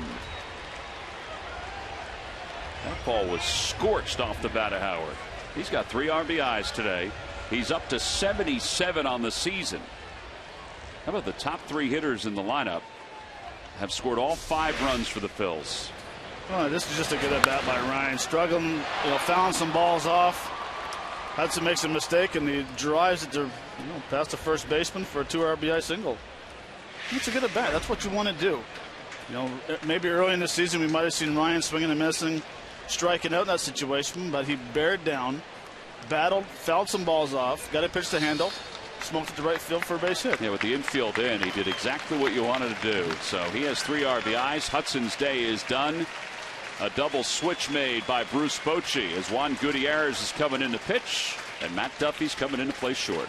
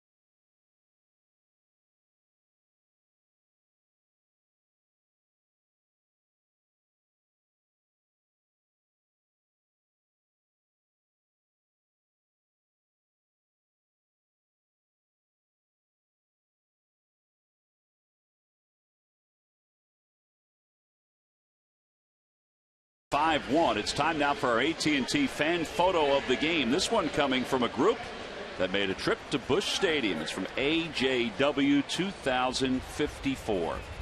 And Busch Stadium in St. Louis is a great spot. It's a great town, particularly on the weekends. Phillies were there this past year, getting a chance to play the Cardinals, and some of the Phillies fans got a chance to visit. Tweet your photo to #PhillyFanPhoto for a chance to have it shown in an upcoming game broadcast. Brought to you by AT&T. Tim Hudson's day is done. Phillies lead at 5-1. Matt Duffy's on to play shortstop for the Giants. He'll bat 9th. And Juan Gutierrez will bat 8th. He's the new pitcher. On to face Marlon Byrd with a runner at first. Speaking of groups that have come from Philadelphia, the group of more than 120 people that are here for this weekend series against the Giants have to be happy after last night's win. And now a 5-1 lead here in the 5th inning. And the Phillies are already into the Giants bullpen. You should see Gutierrez's numbers.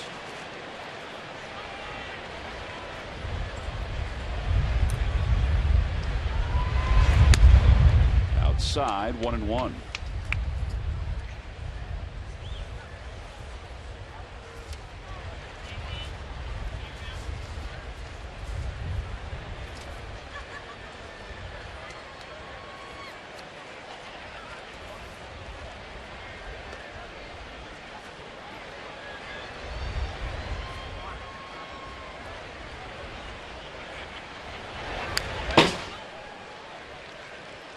Marlon is 0 for 1. He had a sacrifice fly his last time up. And it was his 70th RBI of the year.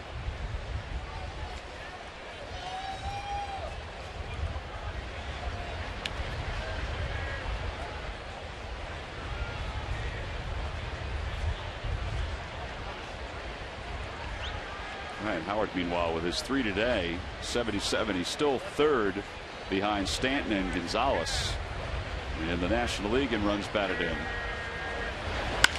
There's a liner out toward left center field. That's going to split the gap and go to the wall, right to the base of the wall. Howard's at 3rd. He's being waved home by McCannon. Now they put on the stop sign, and rightfully so. Rightfully so. They said, hey, drop the anchor right here, big boy. It's a double for Marlon Byrd. It's his 19th, or excuse me, his 23rd of the year, and the Phillies have 2nd and 3rd with nobody out. I think there's a pretty good chance that Ryan Howard would have been out by a pretty good margin at the plate. No, and you're 100% right, Tom. And see right here, it's a fastball out over the plate. You know, Marlon does a nice job of driving that ball to left center to the 382 alley. But what I like about that situation is that Pete made Ryan come to third base full speed, thinking he was going to score. And then when they get the ball to hit the cutoff man, that's when he stopped them. So you keep on you keep on bringing him as hard as you can until you see the throw coming into the cutoff man is a good one, then you stop him. Well, now the infield is in for Dominic Brown. It's 1 ball and no strikes to Dominic.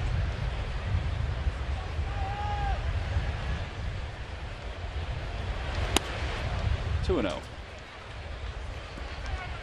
I would think they're going to be really careful with Dominic here with first base open. Even though this has been a long inning, and the first 5 batters in the inning have reached base safely with 4 hits and a walk. Well, you're in the same situation as Ryan was last time. Second, third, not out. Do your job. Get the guy, get him over, get him in.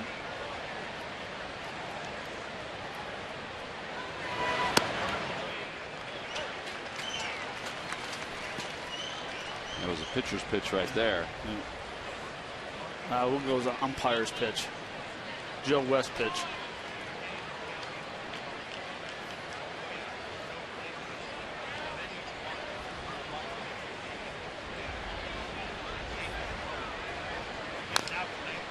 Grounded that one foul right at the plate. It's 2-2.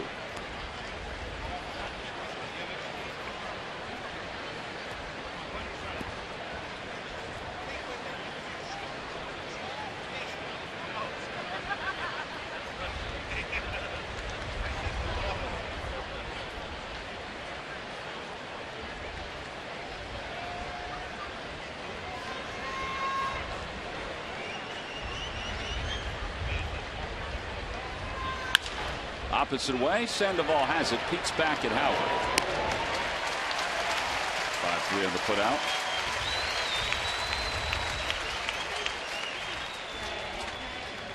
Now the runner's still at scoring position now for Will Nieves. Well, he hit the ball sharply, but unfortunately it was to the left side, not the right side.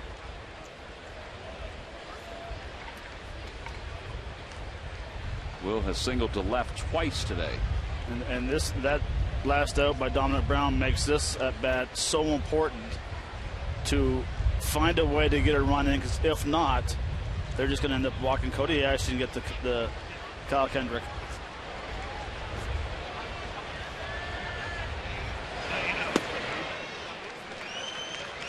Boy, that was a tough pitch right there.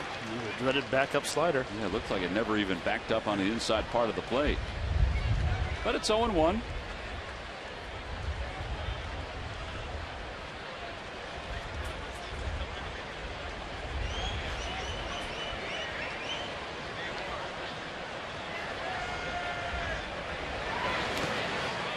Tried to check his swing, but he went around, and it's 0-2.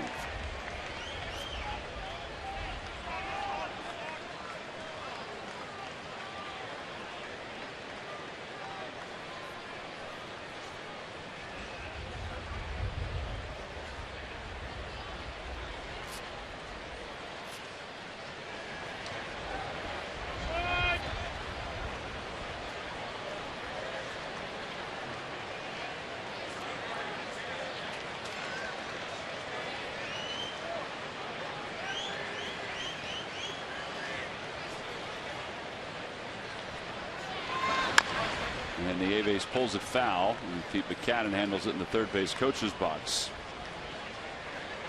Will making his 21st start of the season. The Phillies are 12-8 in his 20 other appearances as a starting catcher.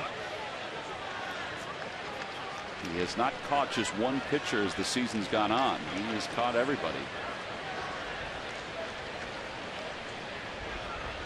Carlos a spell today, and Carlos will be back behind the plate tomorrow.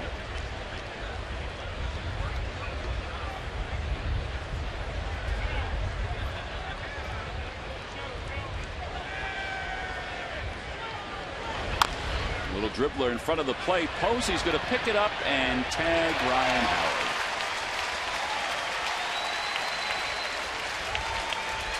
I mean, he may have been going on contact, but he should have been able to see that one and not go on contact.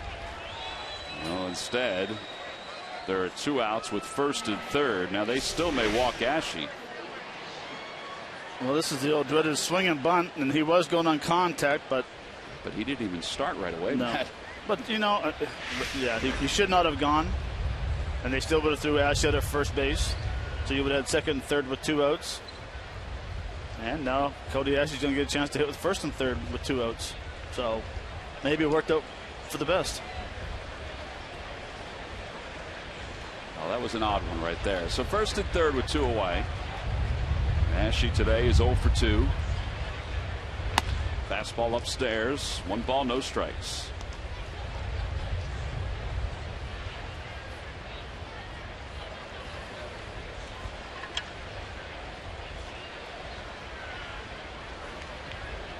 People are probably thinking, why is Ryan going on contact? Well, this is the reason why. He gets thrown at a home plate. You still have first and third with your 8-hole hitter, who's been swinging the bat pretty good. Now they're going to try to get Ashe to go after their pitch, and if they walk him, they walk him with Kendrick coming up.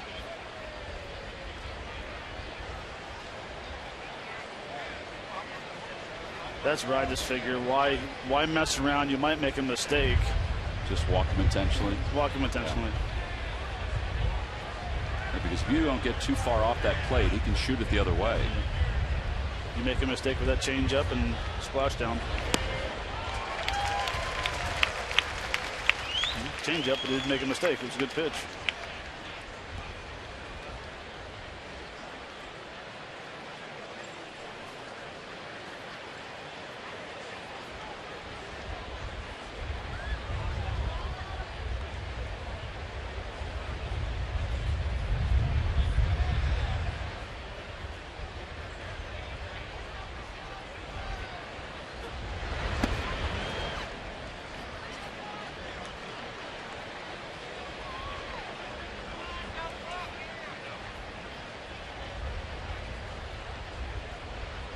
Well, you figure you threw it 2-1, 2-0. You might as well sit change up 3-1.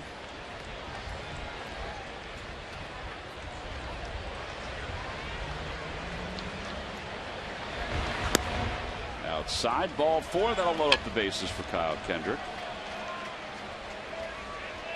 Today's ball game is also available in Spanish. Just use the SAP button on your television or change the language through the menu on your cable box. Bases are loaded. 2 outs. Phillies have scored 3 in the inning. They lead 5-1. And a base hit here could give the Phils a couple more runs. You've got Bird at third, Nieves at second, and Ashe now at first.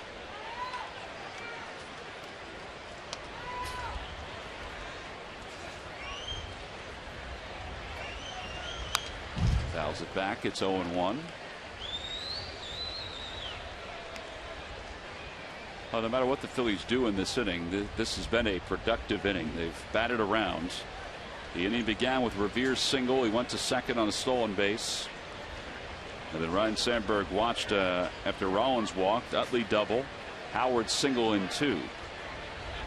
Now they've stalled since they went to Gutierrez, who allowed the double to Bird, but that's been it so far.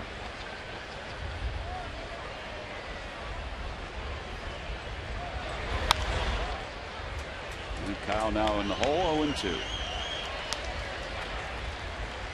Well, and you would think in the worst case scenario, going in with the 3 runs, that hopefully they would have picked up 1 more with the second and third with none out. They certainly had a chance to do that and still do. Kendrick can make some contact here. Just 3 hits and 50 at bats.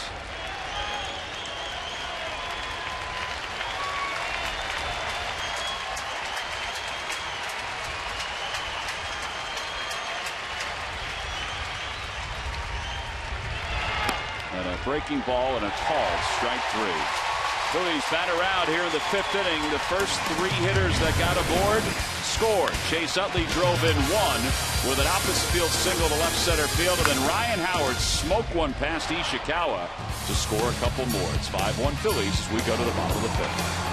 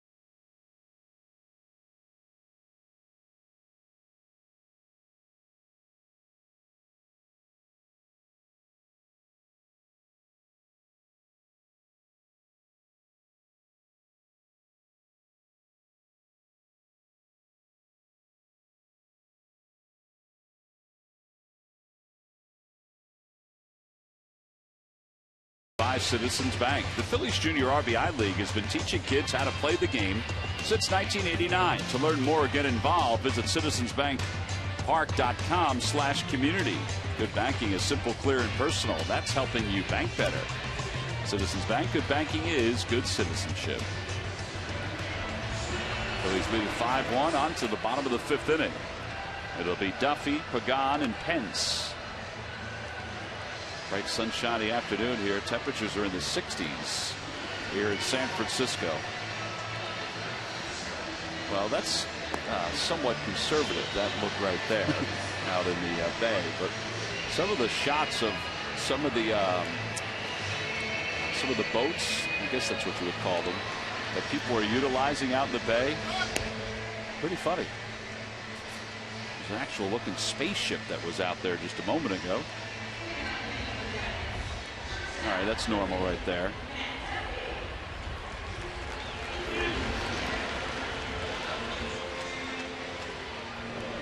Want some ice cream? Want some chocolate, Matt? That's where you're going to go, right there. It looks like a mini Ghirardelli Square, which is located right at the foot of the wharf here in San Francisco. So they have the mini versions, a couple of different ones here at AT&T Park. Matt Duffy takes a strike. It's 0-1. Duffy up for the first time. He came on as part of the double switch in the 5th inning. Out of Long Beach, California, hitting just a $190 here in the big leagues. Giants brought him up from Double-A, where he was with the Richmond Flying Squirrels.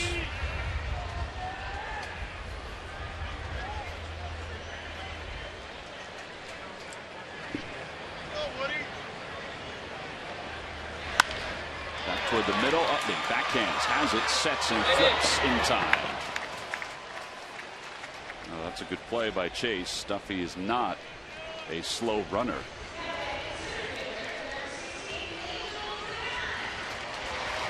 So with 1 out, Angel Pagan, who's 0 for 2, is coming up. Well, this is a nice lead for Kyle Kendrick to work with here, Matt. And what has not been a particularly sound year, as we talked about, you know, he's allowed only 3 hits to these Giants this afternoon. Well, and this is an important inning. You always want to have that shutdown inning after scoring 2 or 3. You know, he did it once in the 3rd inning.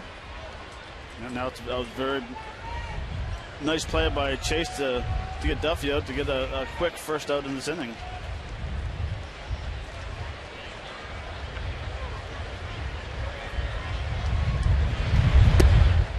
First pitch to Pagan is at the knees, 0-1.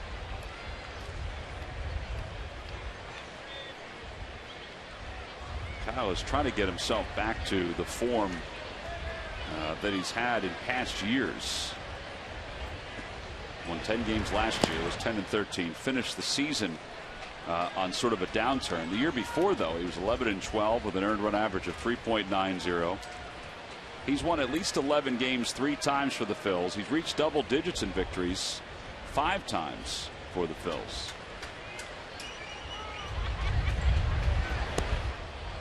One and two as Pagan went fishing for a pitch off the outer edge. A changeup. Now, are we at the point with Kendrick where you don't totally consider him a ground ball pitcher anymore? Not a bit. Until he gets that sinker working on a consistent basis, and you're having 52% of the outs are in the air. No, you're not a ground ball pitcher. Now, this is this year. 52% of the outs are in the air. And then 45% are on the ground. And the other 3%, or a little less than 3%, are strikeouts. I mean, I consider a sinker ball pitcher someone who has guys that are lunging and hitting weak ground balls over and over and over. We've talked about the way his ball sinks. That's a good sinker right there. Has that late movement towards the end. Has him out, Pagan out in front, off balance, hitting off his front foot. But it's just the fact that he has to get back to the point where it's a consistent pitch for him, and I don't know if it's because he overthrows it. Maybe he doesn't get the same grip each time. But until he can get that type of swings versus left-handers, I think it has a lot to do with the way he just pitched them. He pitched them in, threw some changeups away, doubled up inside, and then came back with a good sinker. Hunter Pence homered his first time up, and now he takes inside 1-0. You know, a lot of times I'll talk about pitching, and do I know much about pitching? No, probably not, but I know as a hitter what the strengths and what we didn't like as a hitter. You know, and if I have someone moving my feet and pitching me in, like a nice pitch right there, he threw the first pitch inside, comes back with a front door sinker or back door sinker. You know, now all of a sudden you got to decide which side of the plate you want to pick until 2 strikes. He comes in again, and we'll see if he goes toward the outer edge to Pence in this pitch. Now, even though he missed in on a changeup, that was supposed to be a changeup away, he missed inside. As a hitter, unless you're a very good peeker looking at the catcher, you're thinking that was a purpose pitch in there. He's back even 2-2. Look, I know Jamie and I and Mike Schmidt, we've talked about it all year about moving feet. And I don't necessarily mean it has to be up by the head or up by the shoulder, but when people are moving their feet, it's an uncomfortable at bat. It really is.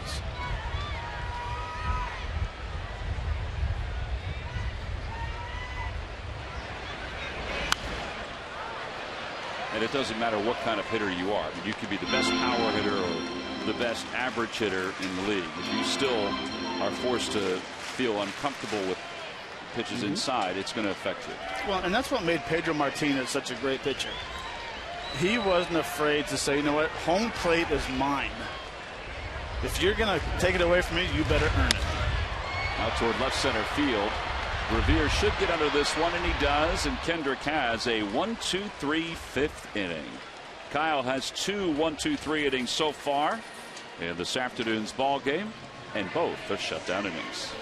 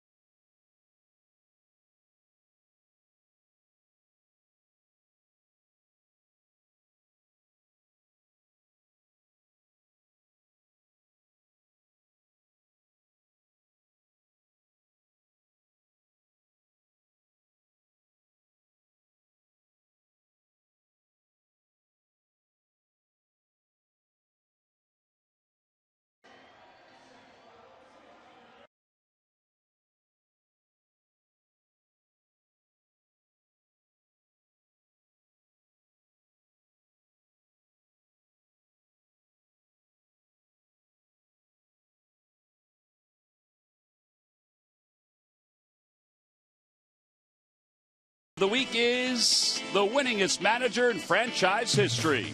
Charlie Manuel arrived in Philadelphia in 2005 and over the next 9 seasons accumulated 780 wins, 5 consecutive division titles, 2 National League pennants, and the organization's 2nd World Series championship. The 70-year-old from West Virginia had a major impact during his run in Philadelphia. And now the skipper during the best era of Phillies baseball is a permanent fixture on the club's Wall of Fame. Charlie's special honor is brought to you by Independence Blue Cross. Live fearless. Well, as we talked about, it was great to see Charlie last weekend at Citizens Bank Park and see him as happy as he was. Charlie had issued Matt and I and Jamie the challenge, the ALS Bucket Challenge. And we provided our challenge earlier today at the hotel. We're just waiting for Jim Salisbury from CSNPhilly.com to initiate his challenge. He was one of the 4 that Charlie called out. We have not heard, right? Jim is not.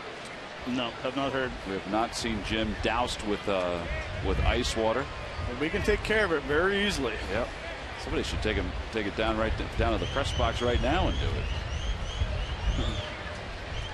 Then Revere is 2 for 3. One's hit well out to center field. Pagan on the run out towards center, reaches up, it's off his glove, and Revere is at second base. He's rounding there, he'll hold up. And Ben with his 10th double of the year.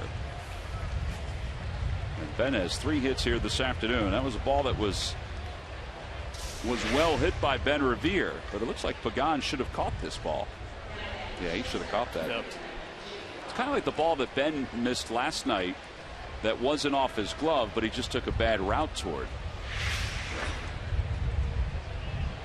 And Dave Urghetti back out to the mound. Well, the Phillies have reached double digits in hits today, Matt. Some good swings, too. Dave Urghetti at his 15th season as the pitching coach for the Giants. He was part of the Giants farm system prior to becoming the pitching coach on the big league level.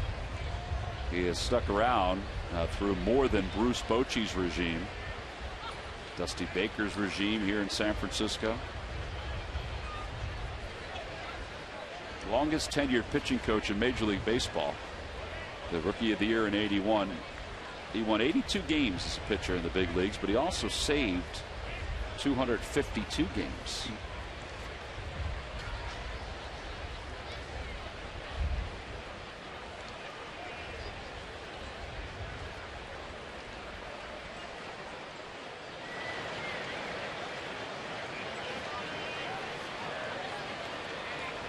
Rollins has walked twice. He's 0 for 1. He has scored a couple runs. In the dirt, gets away from Posey, and Revere is at third base. That'll be a wild pitch on Gutierrez. That's not probably what they were talking about. I don't think he said, hey, throw this first pitch in the dirt to Rollins. If anything, it was probably giving a little time for the lefty on the bullpen, but yeah, it's just a changeup that he just spikes. Javier Lopez warming in the pen. Posey had no chance to block that one.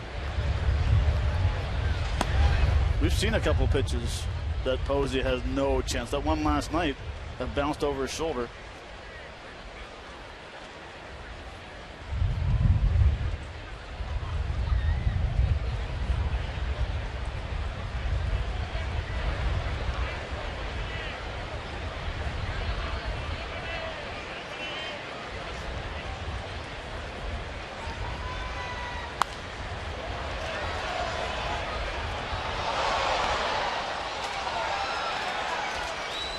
All right, so Tom, the question is that we know when we got challenged for the ALS ice bucket. But the people that we challenge, how are they going to find out? You got to send them out something on either, you can send it through email if you want. You can send your video to them. But or if they're on Twitter, well, that's a good question. If they're on Twitter, then you can send it to them through Twitter.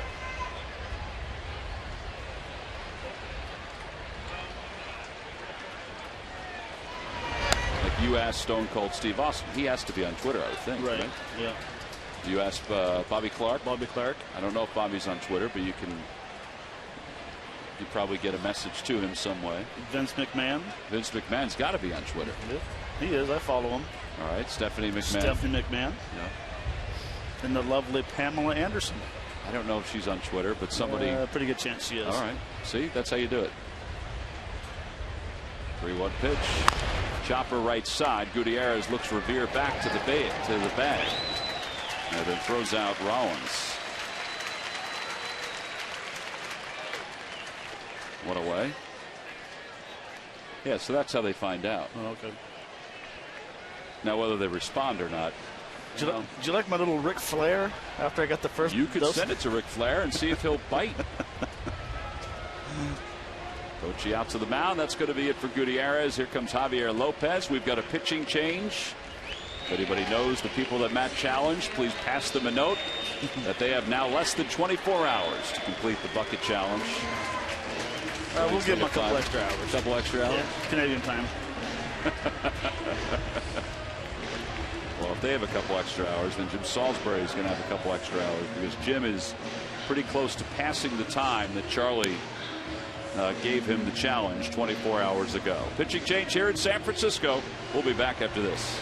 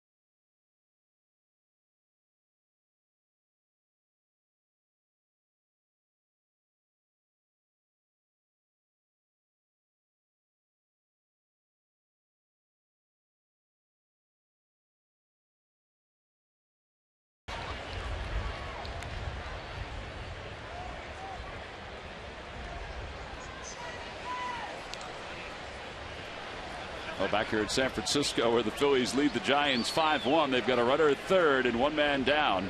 And Javier Lopez is on to face Chase Utley. Now, the first pitch is down. It's 1 ball and no strikes.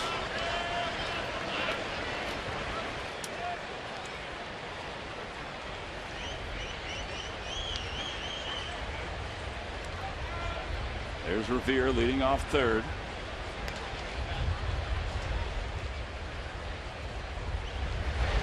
And Utley pulls it just foul.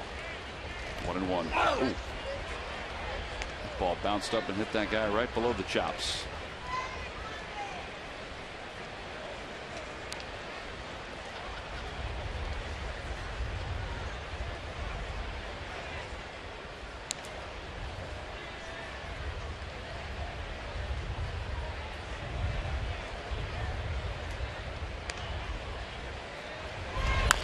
And a chopper to second base. Here comes Revere to the throw to the plate. He is out at the plate.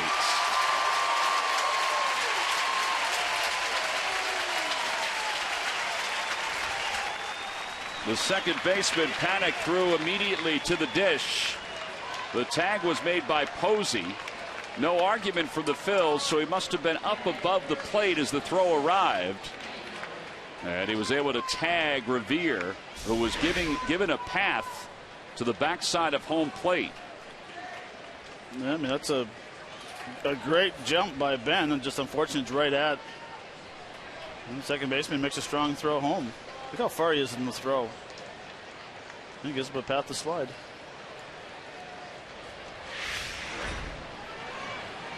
So now Utley's at first base. Yeah, there are 2 outs.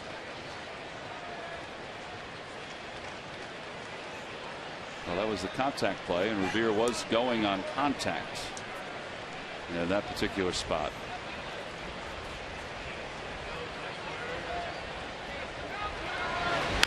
Howard loops it into left field. That's going to drop for a base hit. Utley's around second, heading to third. He'll get there. And Morse's throw goes to second base. Howard is safe at seconds. Boy, Morse is lucky. I mean, he tried to go get Howard at second base. And Utley was already a step around third when that throw left the hand of Mike Morse.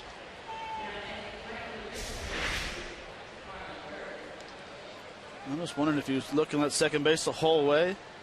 Yeah, he was. He came up thinking, I'm going to go to second base, and you can see both the middle infielders turning quick to see if Chase is going home. Luckily, he got that ball in quick. Yeah, he did get it in quick. Yeah. And Chase had put the brakes on and started it and took a half step back to third. So now they're going to walk Marlon Byrd intentionally to face Dominic Brown. That double for Howard, by the way, is 13th of the year. It's his third hit of the day.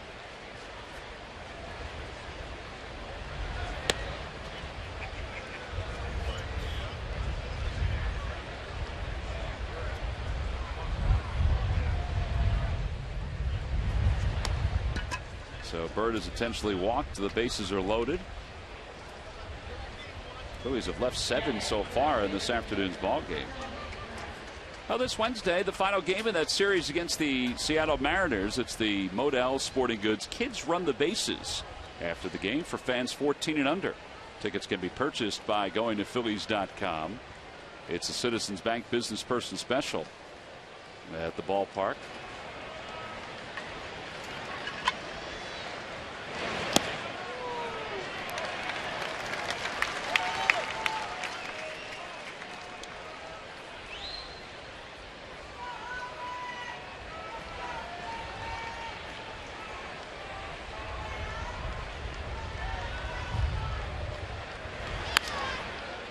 Past Utley, a foul ball, 0-2.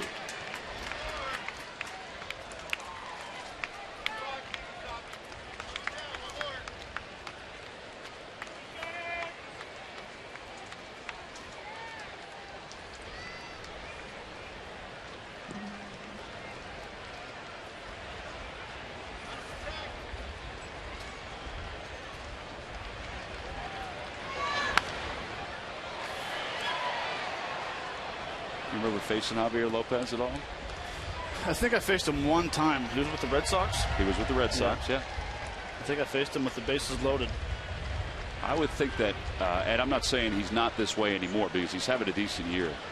Back a couple years ago when he was really had a large amount of confidence, for a left-handed hitter, he was probably pretty tough to hit. Even now he is. There's a dribbler right back to the mound.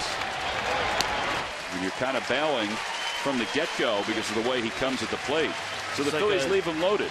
Just like a young Jesse Orosco. Like a young Jesse Orosco who pitched until he was, what, 60? Middle of the 6th inning here in San Francisco.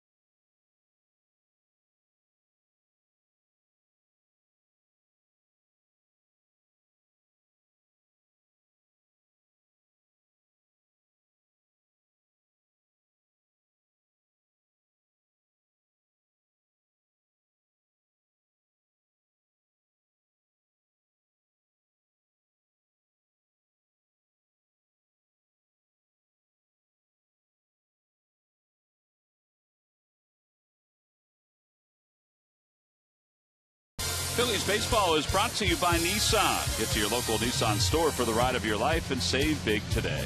By Thomas Jefferson University Hospitals. Call 1-800-JEFF now for an appointment. And by W.B. Mason. You can't go wrong when you buy right. Willie Mays Plaza, right outside of AT&T Park. Beautiful statue. Folks were out there taking photos in front of that statue last night when we were leaving.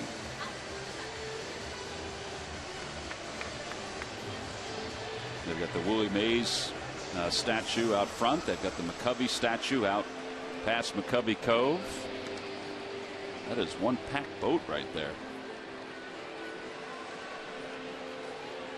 It's a beautiful day to be out on the water.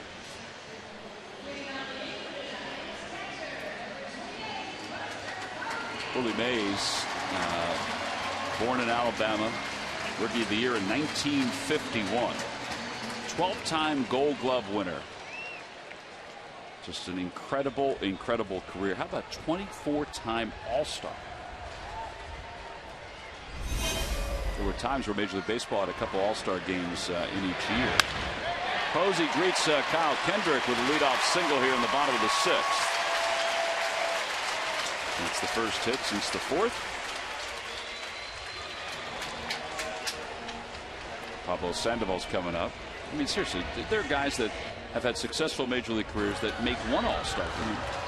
Or none. Or none. But think about it, 24 years of going to, probably the biggest game of the year. I mean, besides the playoffs, of course, but I mean, it's such an honor knowing how good you are and the talent you have and the fact that you've stayed healthy to get into an All-Star game. Sandoval has a hit today in 2 at-bats.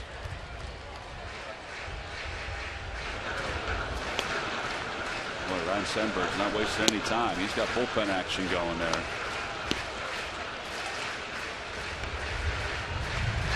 Although Kendrick has pitched well today, there are still those other outings this year.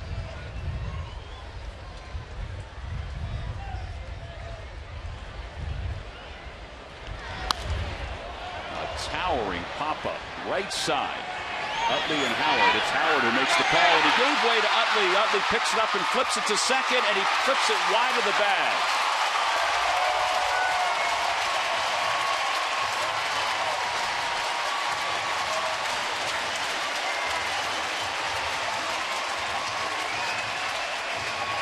Well, there's not a whole lot to say except for that ball should have been caught by one of the 2 infielders.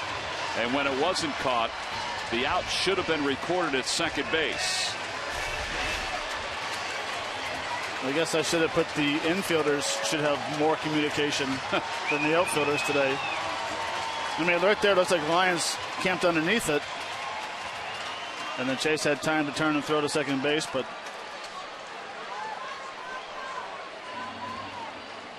right there, it looks like he's underneath it. I don't know if he must have lost it, because look how far in front of it he is. Unless he thought he heard Utley calling for it. I don't think he's not going to lose the ball, because the sun is still facing towards left field. Yeah. By looking at the shadow of Dominic Brown in left field.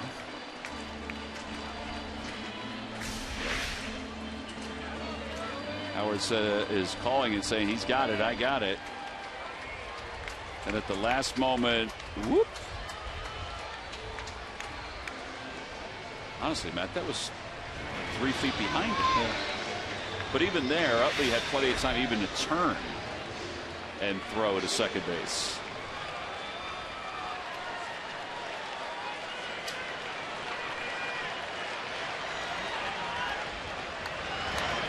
And Morris lines one out toward right center field. Revere's not going to get it. It's going to go to the wall. 2 runs, at least one's going to score. Now Sandoval, they stop him at third. An RBI double for Morris, and it's a 5-2 ball game.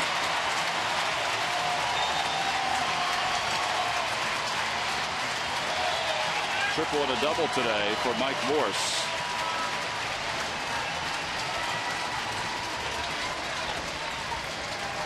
So second and third, still nobody out. It's amazing how quick things can change. By the way, they've scored that pop-up. At least this is the report we're being given right now.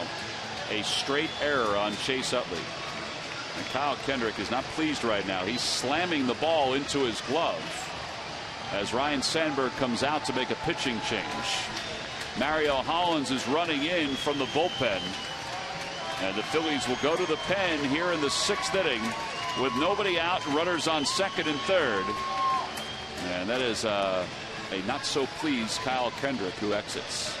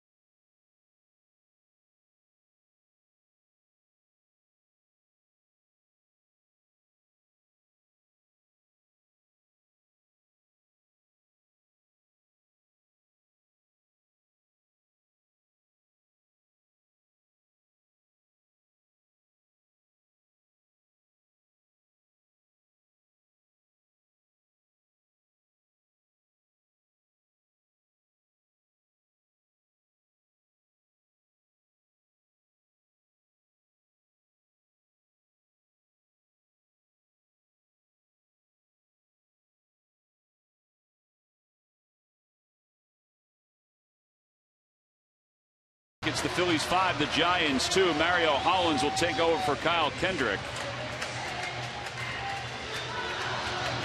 With runners on 2nd and 3rd. And Adam Duvall will pinch hit against Hollins. 2-1 for Mario, a 4.03 earned run average. Mario's got a ton of family who are here watching him pitch. It's the first time he's gotten a chance to return to the part of the state where he grew up. This has got to be a thrill for him. Now if he can get some outs here, it would be a thrill for everybody. It's a 5-2 ball game. The ball takes low. It's 1-0. The tying run is at the plate. A leadoff single. An error off the bat of Pablo Sandoval, charged to Chase Utley.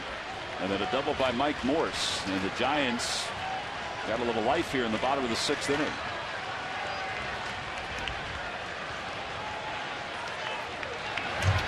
Inside 2-0.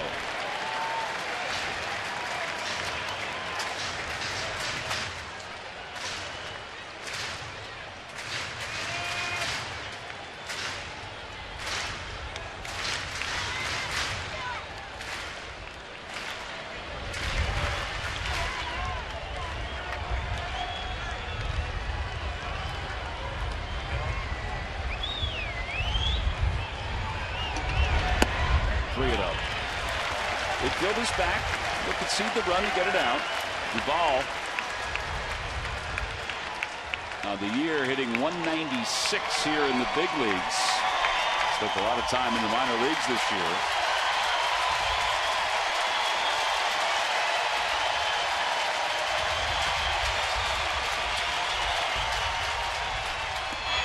And that's ball 4 to load up the bases.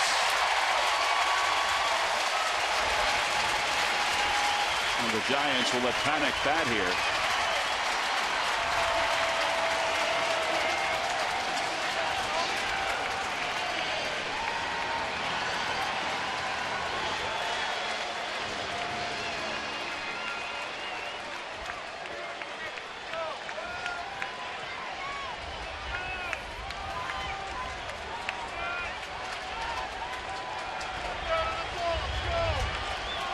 Phillies will now set up to turn 2, or try to turn 2. Still nobody out here in a very long 6th inning. Outside, 1-0. Little battle with command here from Mario Hollins. It looks like he's guiding the ball in there instead of just letting it go. Yeah. You can tell by his delivery, he's just going to aim it instead of throwing it through. He's better. Joaquin Arias has come out of the on-deck circle. The pitcher spot is up next. Pitcher spot is the 8th spot in the order.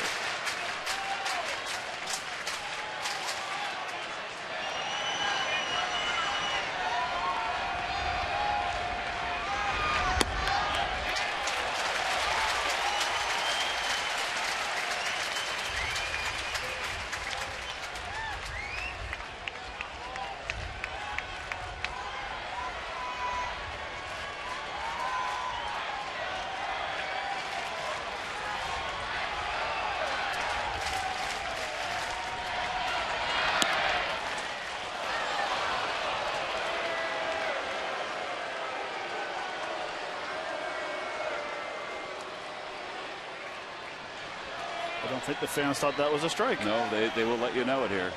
I don't know if it's because we're basically sitting in the crowd with our vantage point, but you can hear everything. They are into it. 2 balls, 2 strikes. And the pitch. And a ground to foul. Panik stays alive.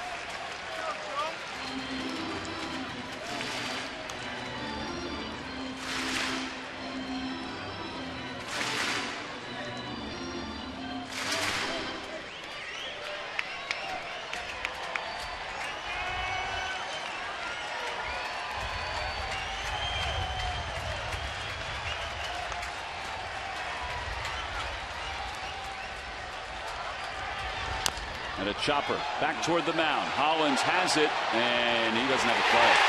A run scores. It's a 5-3 ball game. That's just unlucky right there for everybody involved with the Phillies infield. Bases are still loaded. An infield hit for Panik. And Joaquin Arias is due up as a pinch hitter.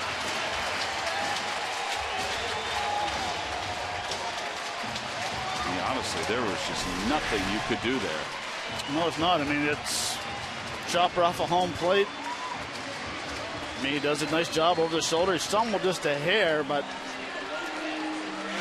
that's just something you just need something to help stop the bleeding right now. Yeah, that stumble may have cost him to get the out at first, but it still would have been close. Here comes Justin DeFreitas, who will now take over for Mario Hollins, who faces 2 batters. It's a 5-3 game. The bases are loaded for the Giants here in the 6th.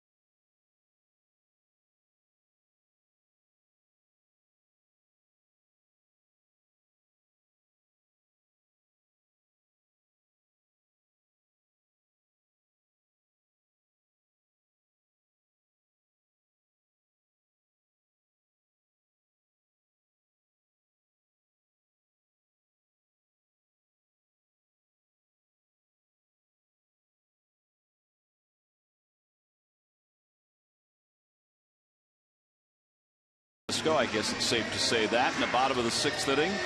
Phillies have allowed 2 runs in the inning, and now still nobody out. The bases are loaded. It's Justin DeFreitas' turn out of the bullpen. DeFreitas 2-1 with a 2.90 ERA. And Gregor Blanco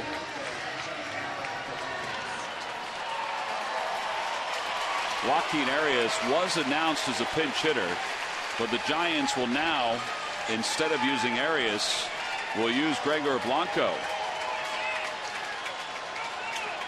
So that's basically it for the Giants, except for their backup catcher. And they've used everybody today. I guess they're going for broke here in the 6th inning. Blanco does have good speed. Phillies will play for 2. And there's a looper out toward left field. Out goes Rollins. In comes Brown. It drops in. And everybody will be safe. It's a 5-4 game.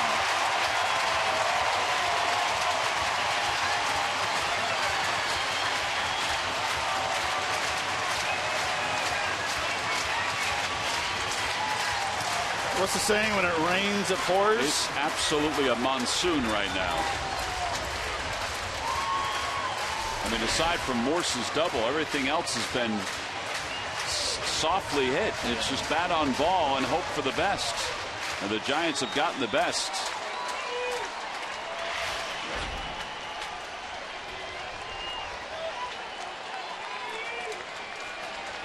And now Matt Duffy. What was a 5-1 lead is now a 5-4 game.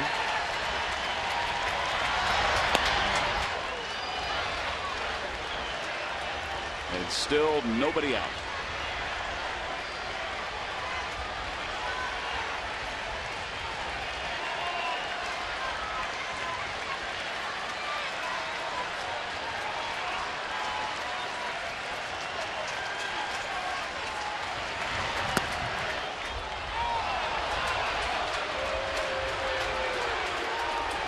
Fans are booing, but those are 2 really good pitches from DeFreitas to get ahead 0-2. He's got an outstanding slider when it's crisp, and it's crisp right now, at least to this batter here. This would be perfect time for a 1-2-3 double play. Yeah, the 0-2 pitch. Swing and a miss. He got him. Now would be a perfect time for a 1-2-3 double play. With 1 out here in the 6th inning, Angel Pagan is coming up. Well, Tom, you said he has a very good slider and a very sharp slider. And he knows how to throw that slider with 2 strikes and gets about in front for the swing and miss slider.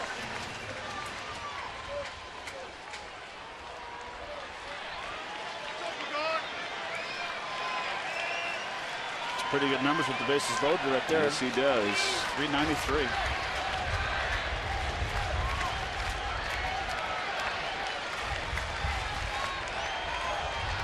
Phillies set up to turn 2 again. And a fly ball to right field. That's going to be deep enough to tie the game, it looks like, anyway.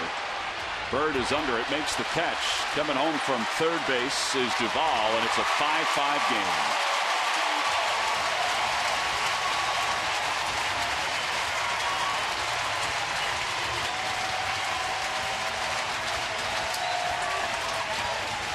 Last night the Giants had a 3-0 lead and the Phillies tied it up and won it in extra innings. Today the Phillies had a 5-1 lead and the Giants have tied it up here in the 6th inning.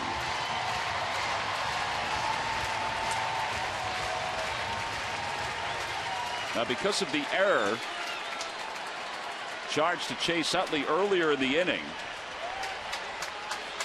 after a missed play on a pop-up between Howard and Utley, the error was charged on the throw by Chase to seconds. 2 runs are earned, 2 are unearned, and anything else that scores after this is going to be unearned.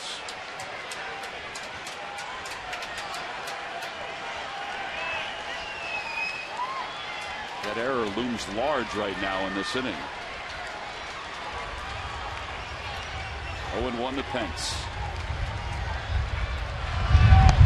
1 ball, 1 strike.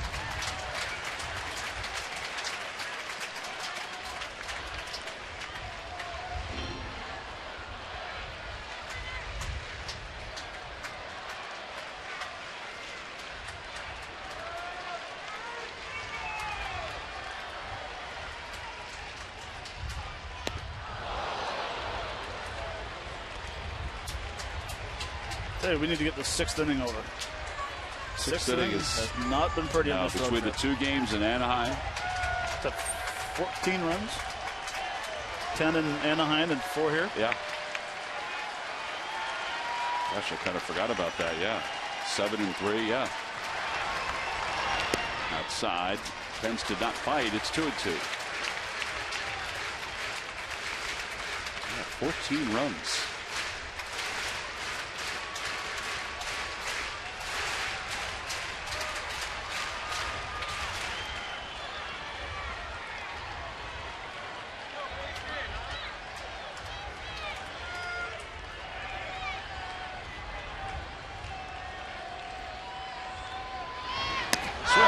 He got him. So DeFreitas gets Hunter Pence. 9 men come to the plate in the inning. 4-run score. 2 earned, 2 unearned. The reason for the unearned, this play right here. It drops between Howard and Utley, and then the errant throw to second means everybody is safe.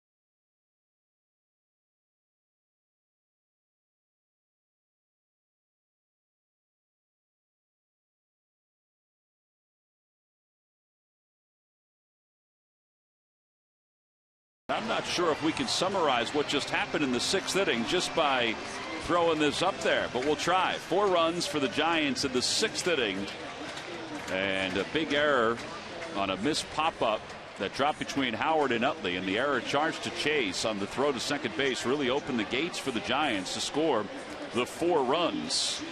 So they've tied it up at 5. The Phillies' first 4 hitters that provide the pop today. 5 runs scored, 4 RBIs. Blanco, who pinch hit, stays in the game to play left field. Moving from left field to first base is Mike Morse. And the new pitcher is right-hander Gene Machi. And he will take over his 54th game. 6-1, an ERA of 1.60.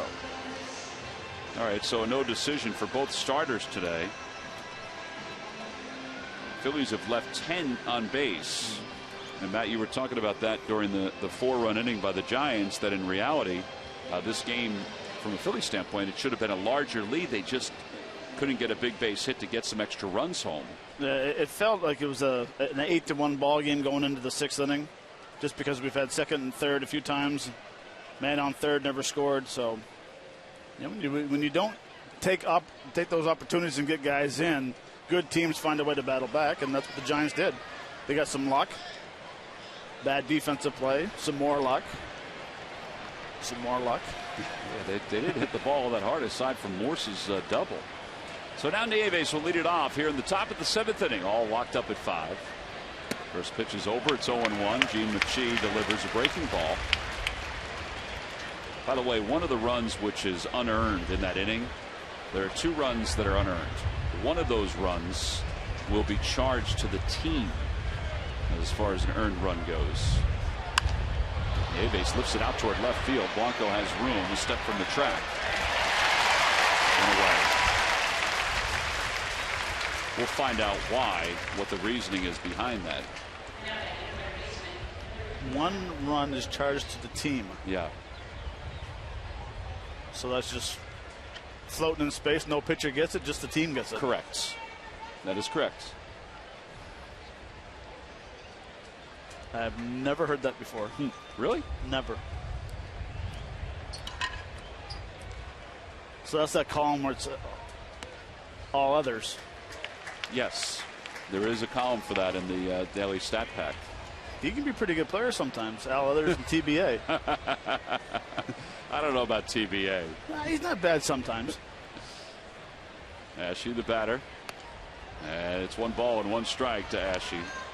Reed Brignac is in the on-deck circle to pinch hit. Antonio Bastardo is warming up at the bullpen. And Ashe pulls it foul, 1-2.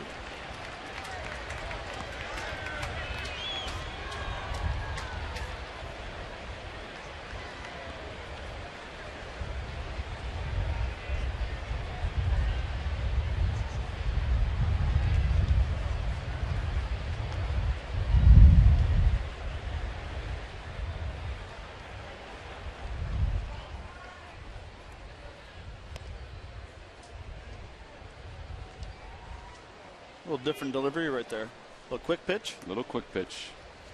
I know where we can give that earned run to. L.A. Larry Anderson can take it. I don't know if he wants to up that final ERA anymore.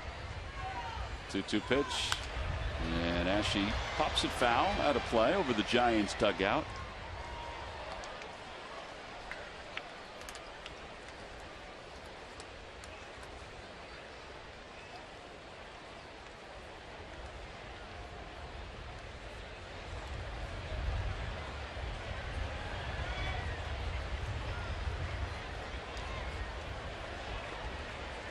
Yesterday, the Phillies got to the Giants bullpen. The Giants bullpen gave out some free passes to help the cause. See if they can get to him again here today.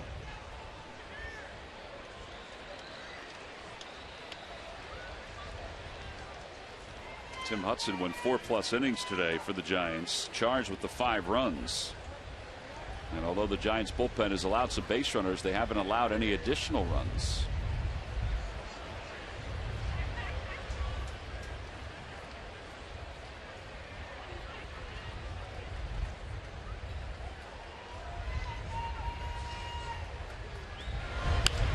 Another foul ball, and it remains 2-2.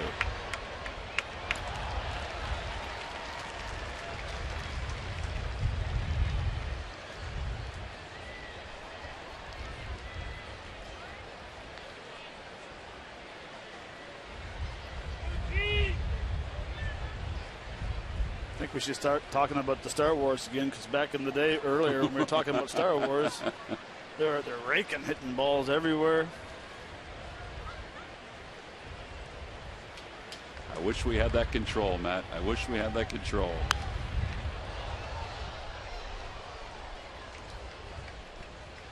Well, we have the control until they turn the mics off. 2 balls and 2 strikes to Ashe.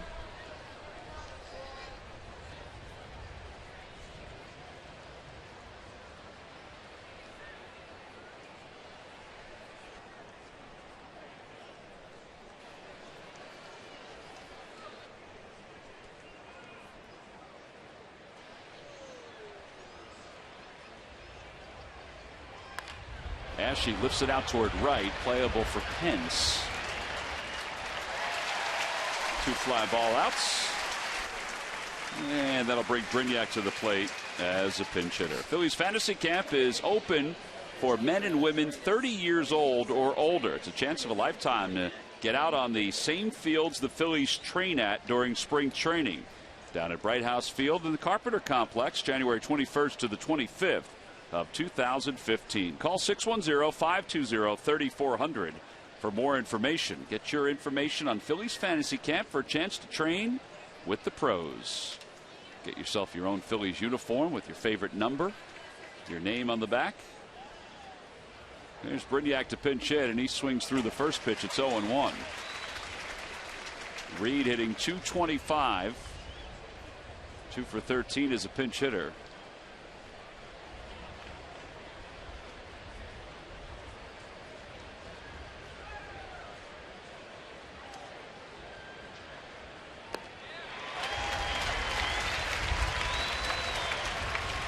0-2.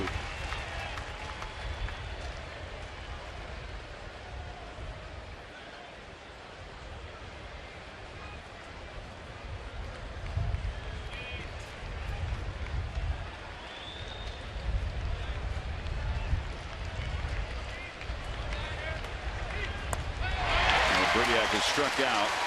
1-2-3, 7th inning for Machi. Time to stretch here at AT&T Park with the Phillies and the Giants tied at 5.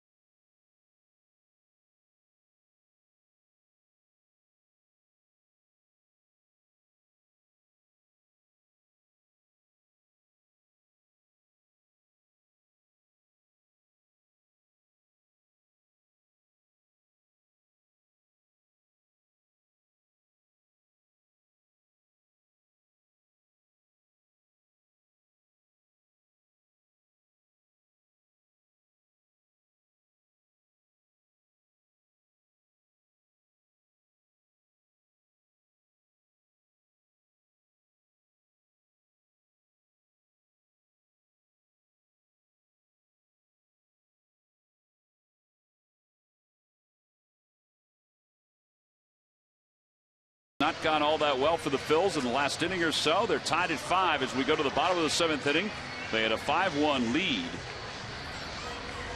And now Antonio Bastardo will take over for the Phils as we begin the 7th inning. Buster Posey, Pablo Sandoval, Mike Morse, the scheduled hitters. Every time the Phillies pitchers retire, the opposition 1-2-3. Comcast will make a contribution to Phillies charities. Phillies baseball is brought to you by Xfinity, your home for the most live sports. Well, a noticeably upset Kyle Kendrick, as Marshall just mentioned, left the field after Ryan Sandberg came out with a run in the 6th inning. And runners on 2nd and 3rd. He lifted him for Mario Hollins. Kyle sat on the mound and slammed the ball into his glove time after time after time, and then stomped off the field down into the clubhouse. The way Kyle has struggled this year, anytime he runs into a little bit of trouble, I don't think they give him much slack, Matt, and I don't know if I blame them. They went to the bullpen, and a few more runs scored. The rally started by Posey, who hits one sky high to left. Dominic Brown, shading his eyes from the sun, makes the catch, 1 out. See, Kyle, he slammed the ball into his glove like that and then walked off the mound and gave the ball to Ryan Sandberg before he even got to the mound.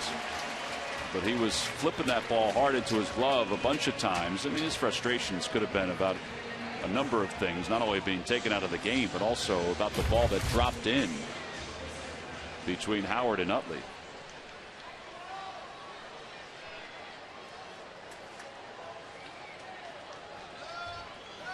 Sandoval's the batter with 1 out.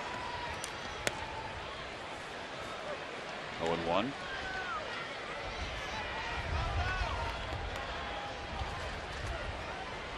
Derby Affelt warming up in the pen.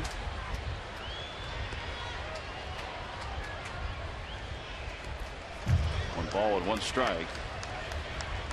Well, I think there's a few things. The reason why he's frustrated. One, he lead off base hit. Made a good pitch to Sandoval. Lack of communication in the infield for the error. double, and then all of a sudden, boom, he's out of the game. So, as a pitcher, you don't want to come out of that situation, of course. You want to try to get in there, and you want to try to pitch your way out of it. And you're in that game. That's why starters are in the game. And I haven't seen very many starters that come out of games that are happy. You want to be that guy to get you out of the inning. For one, I think, because you have runners out there that are yours. Right. Well, it's been that kind of year, too, for Kyle. I think he wanted to accomplish getting through that 6th inning with a lead. Sandoval serves that one down the right field line. It's a foul ball. Sandoval is saying it's fair. He's going to second base and stopping right there. And he's asking Bruce Bochy to come out and discuss that with the first base umpire, Marty Foster. Now, that is reviewable, that ball down the line, and then they'd have to gauge where Sandoval would be.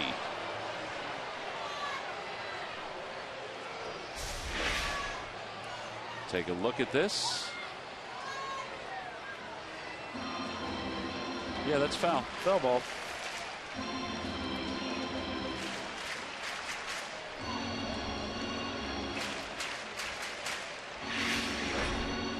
Marty Foster, the first base umpire, went down the line to take a peek at that. Bruce Bochy did move from that spot for a moment, thinking, all right, maybe we should take a look. But they gauged it and realized, and they looked on the big video board here, that they saw it was foul. Now the 2-2 pitch to Sandoval. Oh, excellent pitch by Bastardo.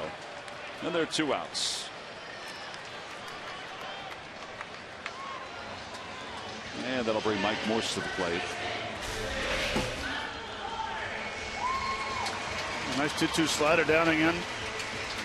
I would say that's a good pitch. I think Sandoval is a little tired running to second base and coming back to have to hit again. You know, it was interesting after his last outing against the Angels.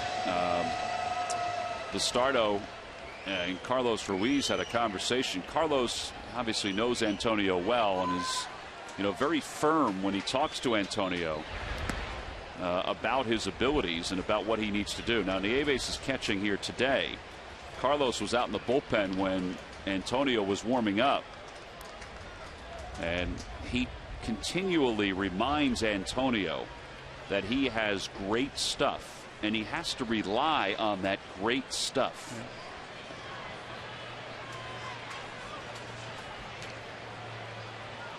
1 ball, no strikes to Morse. And Morse rips it down the left field line. That'll be in for an extra base hit.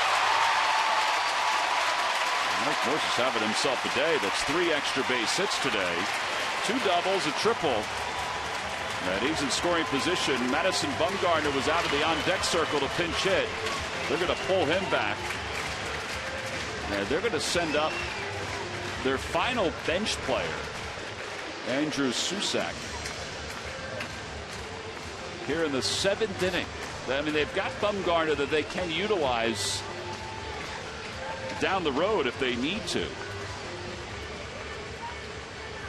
Yeah, but God forbid if something ever happened to somebody. Yeah. Then what would you do? So Susac will pinch hit for Machi. This is the pitcher spot.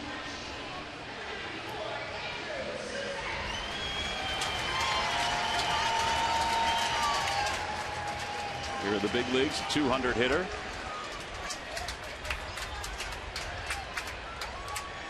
Every manager has their own style, and there are certain games where you unload your bench, and Bruce Bochy's unloaded his bench.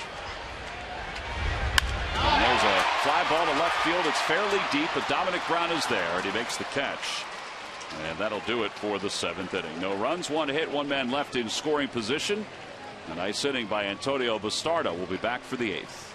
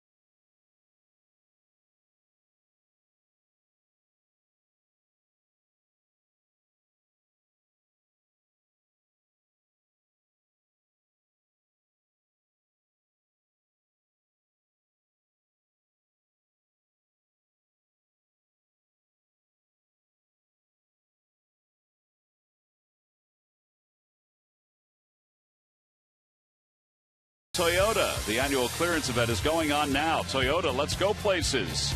By AT&T, mobilizing your world. And by Dodge. Visit Dodge.com or your local dealer today. On a beautiful day for baseball, we're tied at 5 as we go to the top of the 8th inning. Phillies fans all over AT&T Park. Getting a chance to enjoy one of the prettier ballparks in baseball.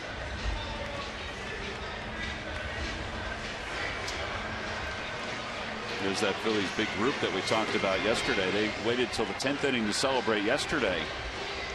Yeah, they're looking to celebrate again.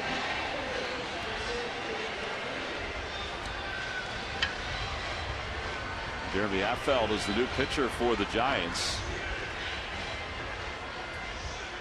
He said after the game yesterday that his leg was fine. You know, we saw his leg buckle and the trainer run out. Still one of the funnier things to see. There were a couple funny things to watch last night. Morse running into the wall, the trainer coming out without checking with Bruce Bochy or checking with the umpire.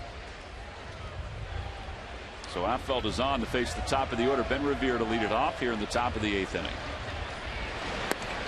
Revere's had a nice day. He's 3 for 4 with a run scored.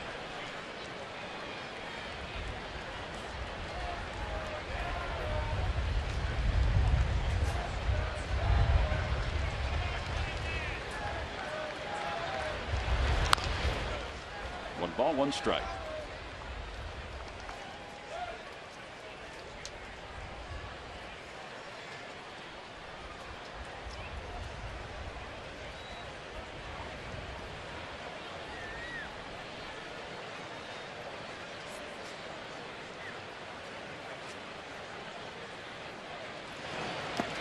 Two and one. Yeah, Ben is one of the more aggressive leadoff hitters I've ever seen. You know, if someone throws the ball, and, you know, he doesn't take a lot of strikes. Probably because he gets a lot of fastballs and he wants to jump all over that fastball.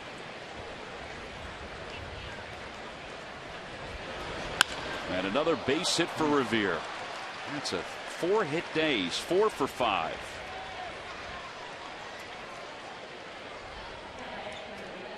So Revere's aboard. Jimmy Rollins is coming up. Let's check in with Murph. Murph? All right, Tom, thank you. Time for the Major League Notebook, brought to you by Gwinnett Mercy University. And the Toronto Blue Jays, in desperate need of some depth in their bullpen, have optioned Chad Jenkins back to Buffalo and called up Kyle Drabek. The former Phillies farmhand will be a guy that can eat up some bullpen innings for them after a week where they really taxed their relievers. Of course, Drabek was part of that Roy Halladay trade a couple of years back. And what a game tonight in the American League. Mariners and Tigers. How about David Price and Felix Hernandez? Hernandez is riding a 16-game streak where he's pitched more than 7 innings. He has an ERA under 2 in that streak. And those two are battling for a wild card spot right now. So a good baseball game tonight in Detroit. The Mariners won the first game of that series last night, guys. Yeah, and David Price has done a pretty nice job in the couple of games that he's pitched for the Tigers. His fastball has been alive. And with Verlander having the sore shoulder, that pickup is becoming more and more important. Anibal Sanchez being banged up, that pickup is becoming very important for the Detroit Tigers. We should note, last night we told you Robinson Cano in that game last night took a ball off the foot and had to leave that game. He is in the starting lineup tonight, so that is good news for Seattle Mariners fans as well. Their second baseman appears to be healthy after that foul ball off the foot. Murph, you head into the slide? I've already been on the slide 6 times. You slide hog, you. 1 ball and 1 strike to Rollins. Murph was between the slide, the Coca-Cola bottle is a slide, and that glove. That imposing glove, which is just over his left shoulder. Just above the Dockers deck. It's imposing, isn't it, Murph? It's a pretty big glove. Yeah. Old timer's glove, just the 4 fingers. Yeah, sort of like the glove you used, Tom, to catch that fly ball, the home run ball. That was not a 4-finger glove. It was old. It was old. I don't know if I'll ever see it again, but it was old. And now resides in Cooperstown. 2-2. Yeah, somewhere in the halls of Cooperstown. Well, Murph, I think it's safe to say that you will not get a baseball hit to you today. Unless it's batting practice. Then Hunter Pencil hit one out there. Not there. No? No, that's too far? That's a 500-foot shot. Murph, walk it off. See how far that is from home plate. All right. Let the umps know I'm coming their way. Rollins is struck out. And what away. Chase Utley is the hitter.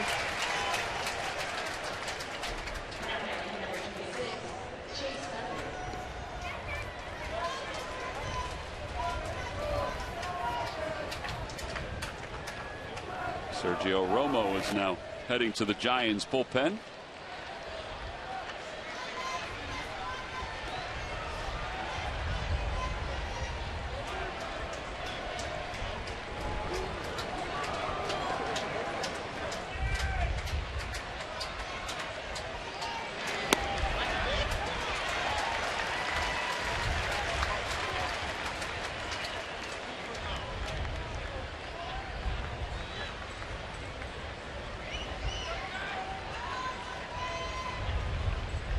Utley walked last night against Jeremy Affeldt. Affeldt did not have good command at all in last night's ball game. And he pulls that one to second base. That may be two. There's one and two. 4-6-3 double play. No runs, one hit, nobody left for the Phillies. We've played 7.5. We'll go to the bottom of the 8th inning here in San Francisco in a 5-5 ball game.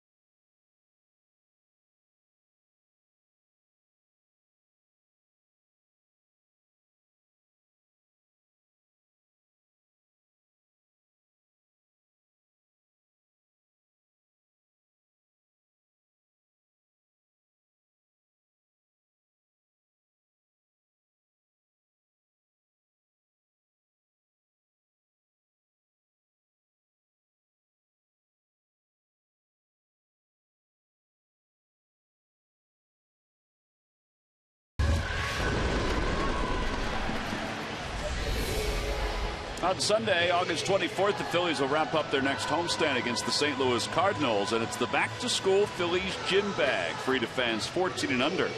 And that is compliments of ShopRite. Order your tickets now by going to Phillies.com. Great giveaway every year. Phillies have some kind of back-to-school item that's given out. And this year, it's the ShopRite gym bag. Bottom of the 8th inning, 5-5 ball game. Phillies and the Giants, game 2 of this series. Joe Panik will be the batter against Antonio Bastardo. Jake Diekman is also warming in the pen.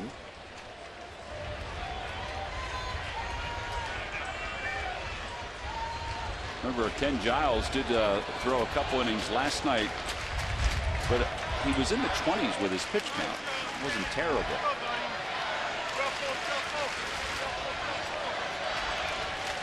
First pitch to Panik is in there. It's 0-1. He had an RBI single, a chopper his last time up, an infield hit over the mound.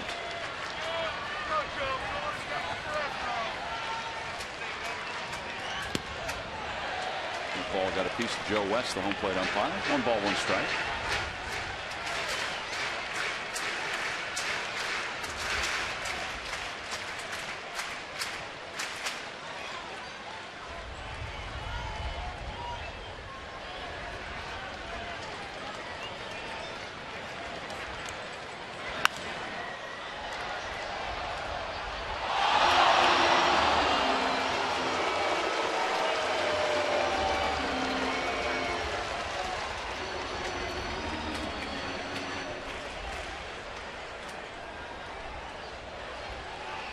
Ball 2 strikes to Panic.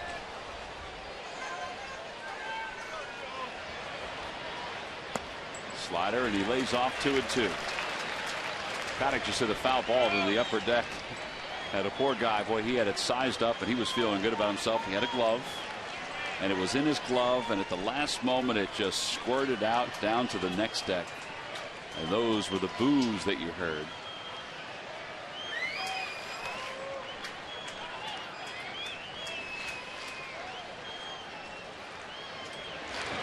Now toward right center field. Phillies aren't going to get to this one. It's going to go to the wall. Panic runs well. He's going to get to third base on this. And a leadoff triple for the Giants here in the 8th inning. That's the first triple for Panic. Not necessarily triples alley, but pretty close to it.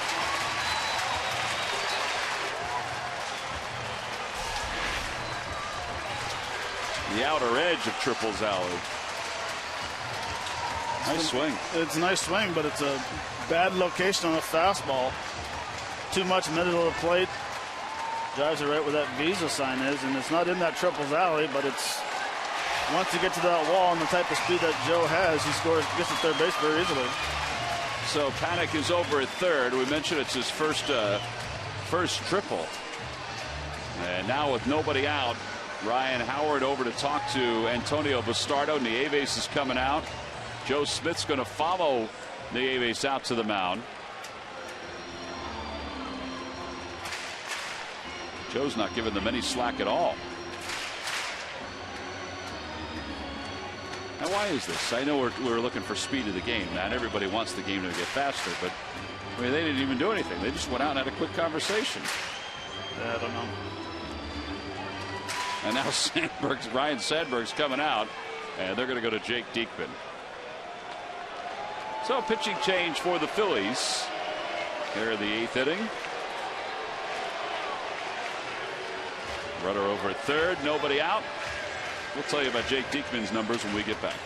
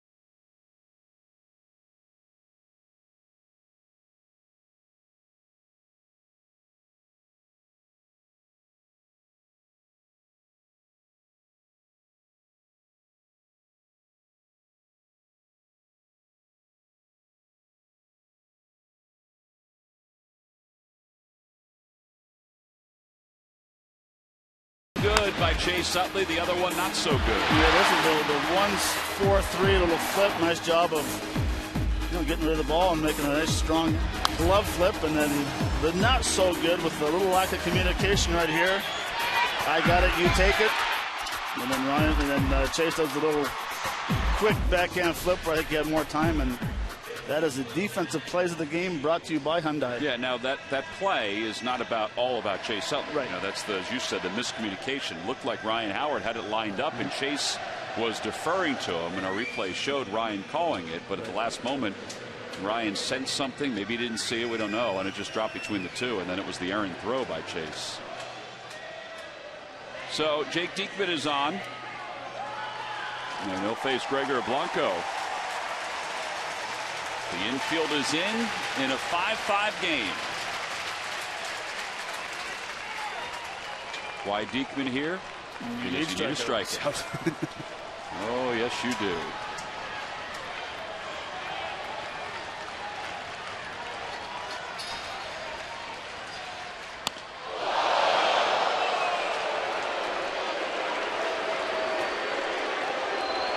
We were watching Jake Diekman warm up today with Mario Hollins. As you watch a little chin music here to Gregor Blanco. And from a catcher's position, he was throwing it, would you say, 200 feet? At least. In the air to Mario Hollins. And that one's hit sharply past Rollins, who broke towards second, and it went to his right. A run scores, and the Giants take the lead.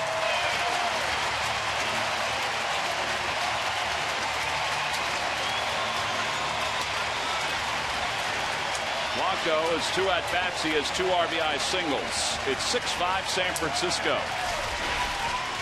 Watch Rollins on this play. I don't know if he would have gotten to it anyway. That ball was hit hard. He was kind of moving back as the pitch was coming in.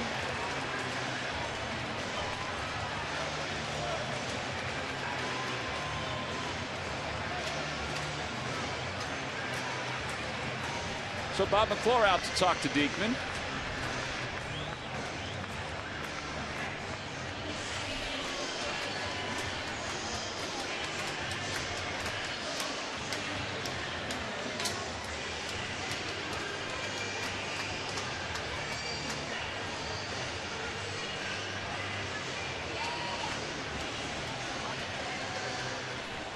One of those games where you just don't see all this coming, because it's a 5-1 game, and now that 5-1 lead is totally evaporated, and it's 6-5 Giants. Matt Duffy's the hitter. No balls, 1 strike to Duffy.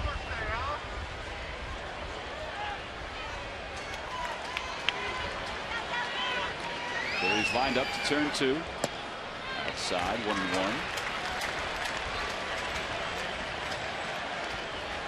Thought maybe they'd have Duffy bunt here with nobody out, put a runner in scoring position. And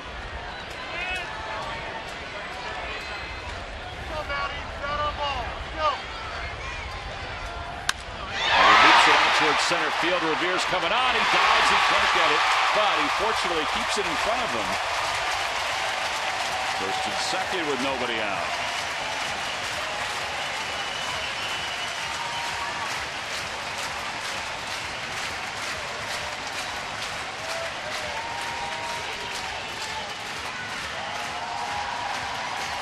It was a good effort by Ben.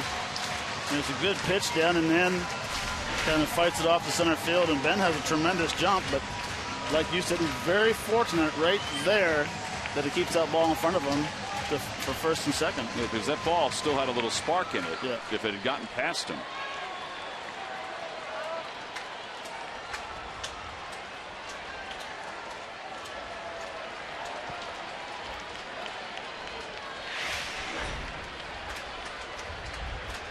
First and second, nobody out. Angel Pagan is the batter.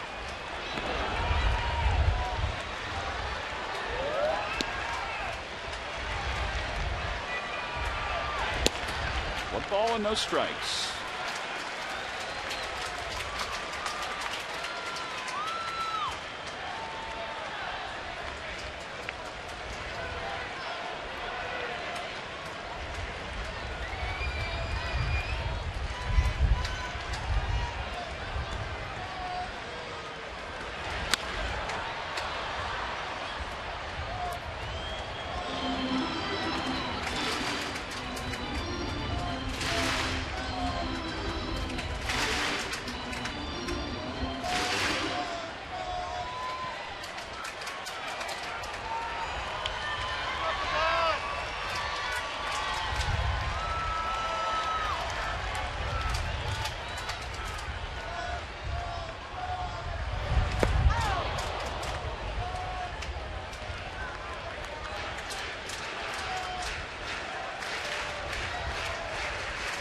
pitch forgot here. They're ahead 1-2. That was a very good slider by Diekman.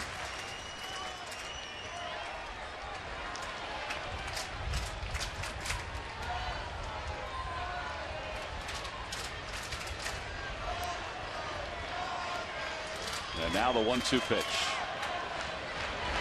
Got him. Another slider. There's one away, and here comes Hunter Pence. Hunter Pence has struck out 4 times in this series. He homered his first time up here today. It does seem like they're content to start Affeldt in the 9th inning with a 1-run lead, with Howard due to lead it off, because nobody else is warming up at this moment. Sergio Romo had been throwing earlier. Santiago Casilla has not gotten up. And it's a swing and a miss. 0-1. Boy, he has got a wicked slider going right now. Yeah, he's got that slider down and in where you throw 97 miles an hour and you anticipate a fastball, and you kind of swing at the ball when it's released out of the hand instead of picking it up. The last 3 pitches he's thrown have been very good sliders.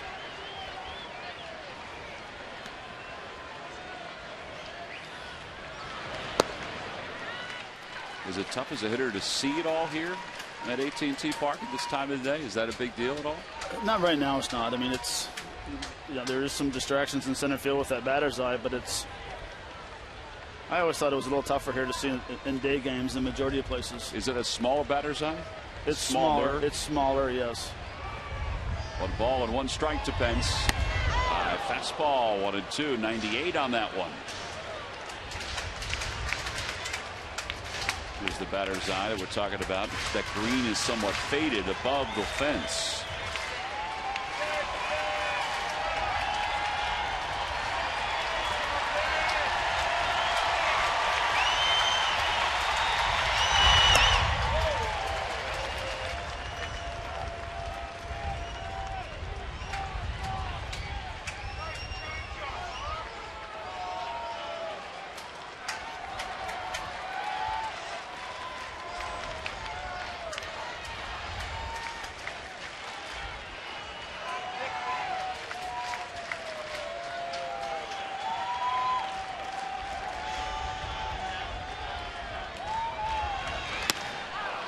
Back-to-back strikeouts for Diekman.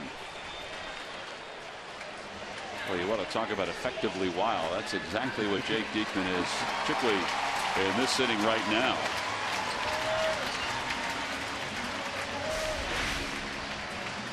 Nieves calls for the high fastball, and Pence very late on that swing. That's a great angle right there to see even, you know, where the pitch is located and see why a hitter is going to go after it. It's enticing. Posey's 1 for 4.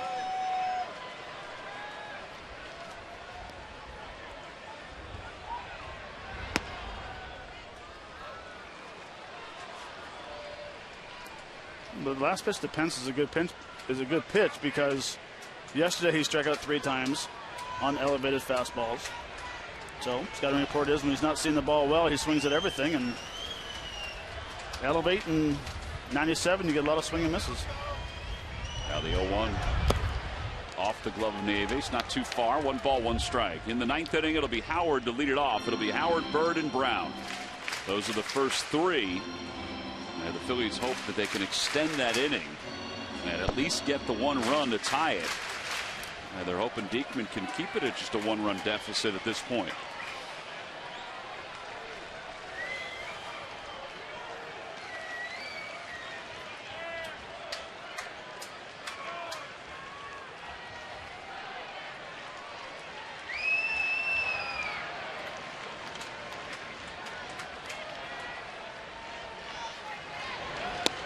He holds off on that slider.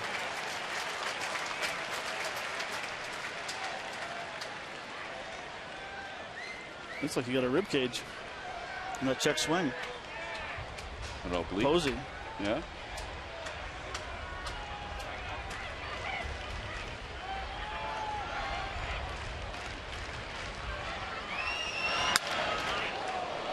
Off the front of the Phillies dugout. And McClure, Boa, and Sandberg all bounce off the front screen.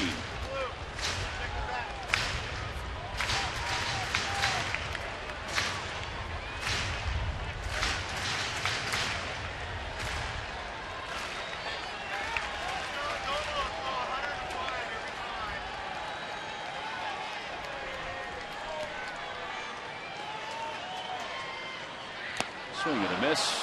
3 straight strikeouts for Diekman. And the side is retired. A run does score. An RBI single brings home Joe Panik, who started the inning with a triple. Ryan Howard will begin the 9th for the Phils.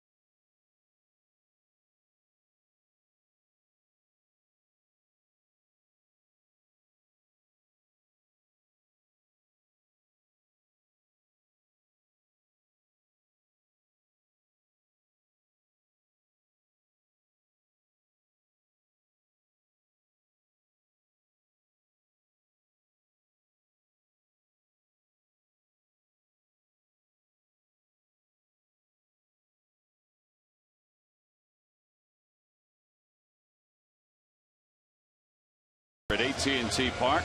Don't forget, coming up after the ball game, Ricky Pitalico is going to break down this afternoon's matchup between the Phils and the Giants. Only on Cure Auto Insurance presents Phillies Post-Game Live. That'll be Ryan Howard to lead it off. It'll be Howard, Marlon Byrd, and then Dominic Brown. In the bullpen, Sergio Romo, a right-hander, is loosening up. Phillies fans still have the faith out here at AT&T Park.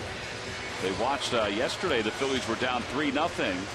They watched as they tied it and then sent the game in extra innings before they won it. There's Romo.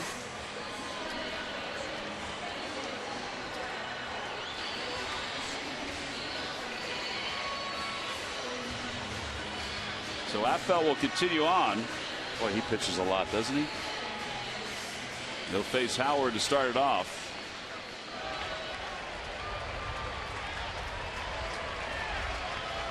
1 for 13 against Affel.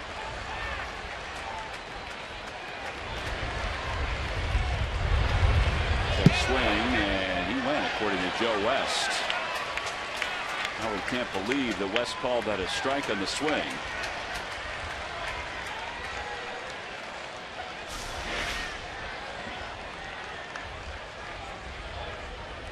I don't think he went. Matt? You're looking at me as if he went. All right, well. That time he went. 0-2. What's the rule on check swing?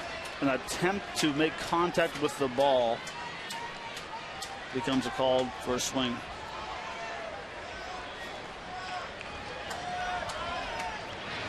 It is somewhat subjective. I always think, though, that the home plate umpire should peek over to third and get a little extra help. Tom, I agree with you 100. And is there 150%? You can say whatever you want. I agree with you 99.9% right there. You always ask the third base or the first base umpire for help. Here's the 1-2 pitch coming to Howard. Down low, 2-2.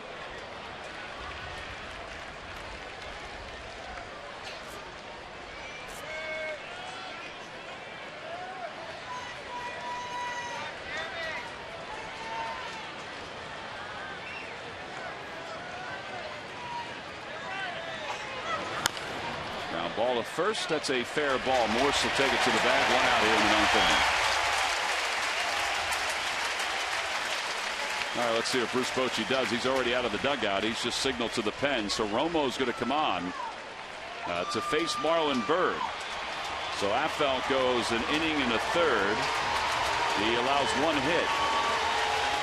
And Sergio Romo, the one time the closer for the San Francisco Giants, and a roll here to close with 2 outs to get.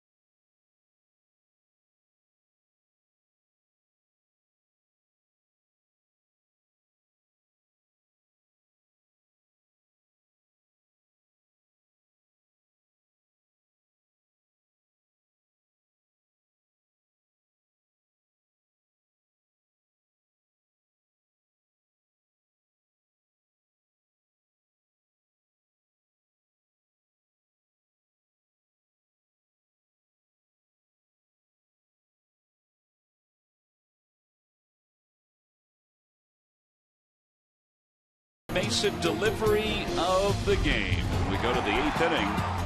And this is the decisive run. Gregor Blanco has 2 hits, 2 RBIs today, Matt. Yeah, man on third base, and Deacon was looking for the strikeout and has a fastball out over the plate, and Blanco drives the ball past Jimmy Rollins at shortstop, and go ahead run. And that's delivery of the game brought to you by WB Mason. All right, so Marlon Byrd is the batter with Sergio Romo at the plate. 1 out here in the 9th inning. And he sweeps a breaking ball outside.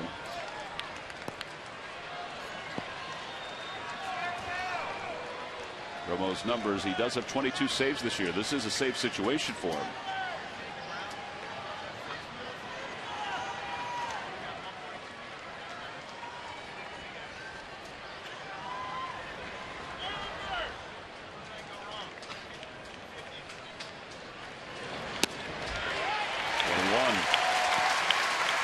Tom, you want me to give you the scouting report on Romo? Yeah, give me something on him. Sliders. It does seem like he throws a lot of them.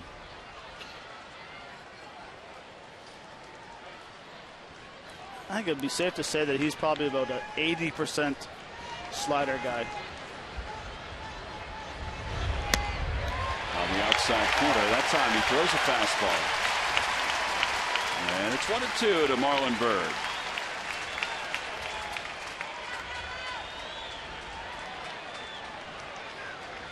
First batter he's faced, those are the numbers. 41 ABs. They have 3 homers, but they're just hitting a .171 against him.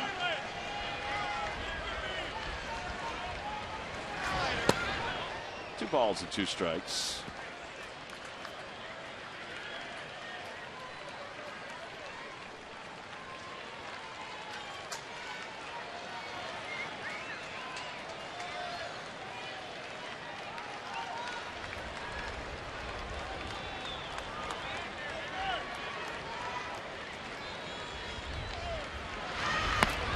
Good hold, 3-2.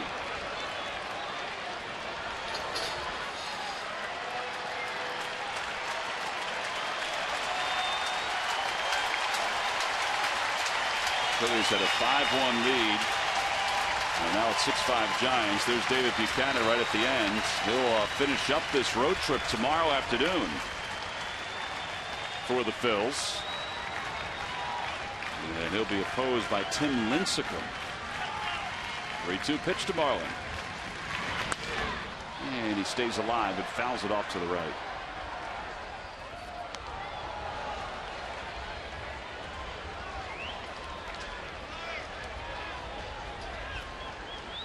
Romo last year 43 saves. Took over the closer's role in 2012. Had 14 in 2012. Had a sub-2 ERA for 2 straight years for the Giants. In 134 games. Last year's earned run average 2.54 in 65 games. And now the 3-2 pitch to Marlon Byrd. And a call, strike 3.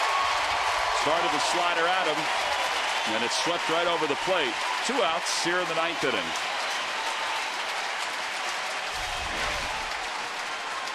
Well, it's not really where he wanted to throw this slider, but it starts in her half and freezes Marlon Byrd looking for the backwards K. And Marlon knew it too. Yep. That'll bring Don Brown to the plate.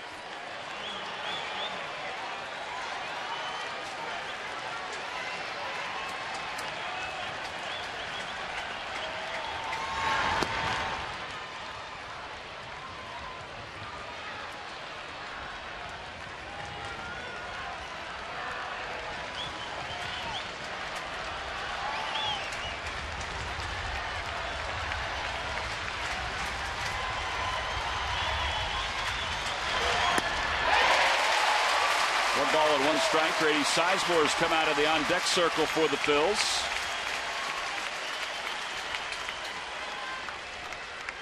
There's Sizemore.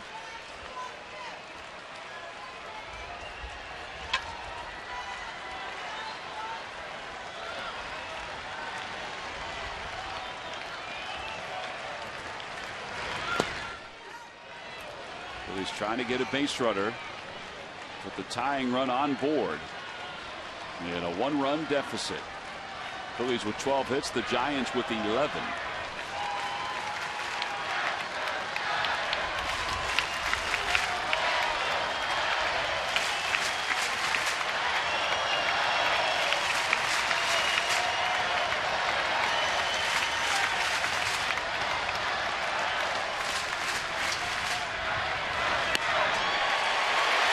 Balls and 2 strikes. Well, that's a pitcher's pitch right on the outside part of the plate. Excellent location by Romo.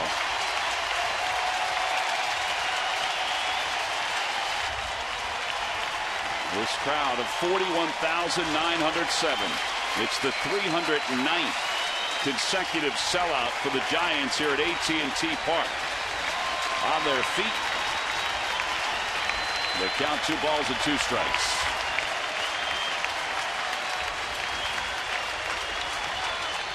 And Dominic Brown keeps hope alive with a single to center field. A 2-out single to center.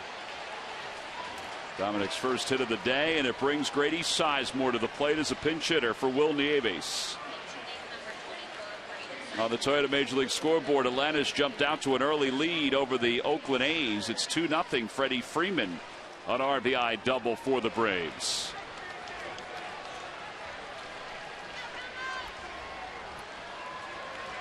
The A's in first place in the West 6 times. The A's and the Giants have made it to the postseason together since 1968. Both are trying to get there for the 7th time together. Breaking ball in there for Sizemore. It's 0-1.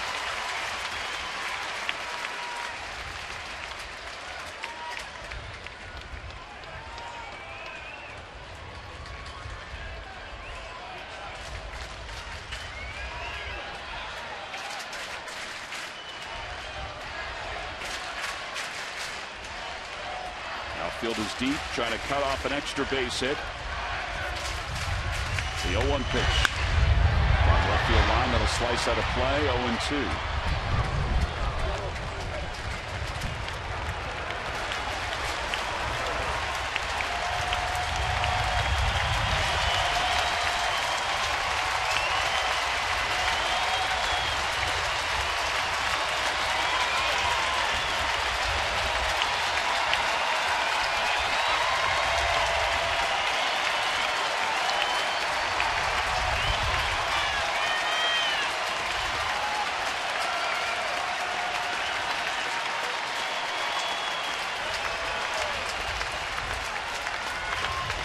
ground singled with 2 strikes, 2 outs. Now Sizemore, the pinch hitter, up for Will Nieves. The thought process, Matt, I would assume, is the lefty has a better chance against a slider than the righty. Yeah, and plus you got the more power. We haven't seen a whole lot from Grady this year, but it's in there. And I'd be very surprised to see if Sizemore gets any pitch inside to where he can pull. That short porch in right field, just 309 down the line.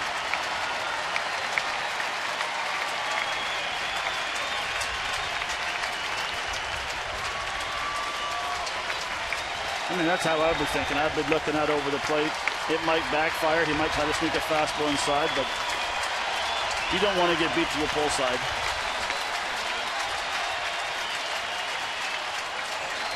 Brown leads off first, and now the 0-2 pitch from Romo. We'll have to wait. Toss over to first base.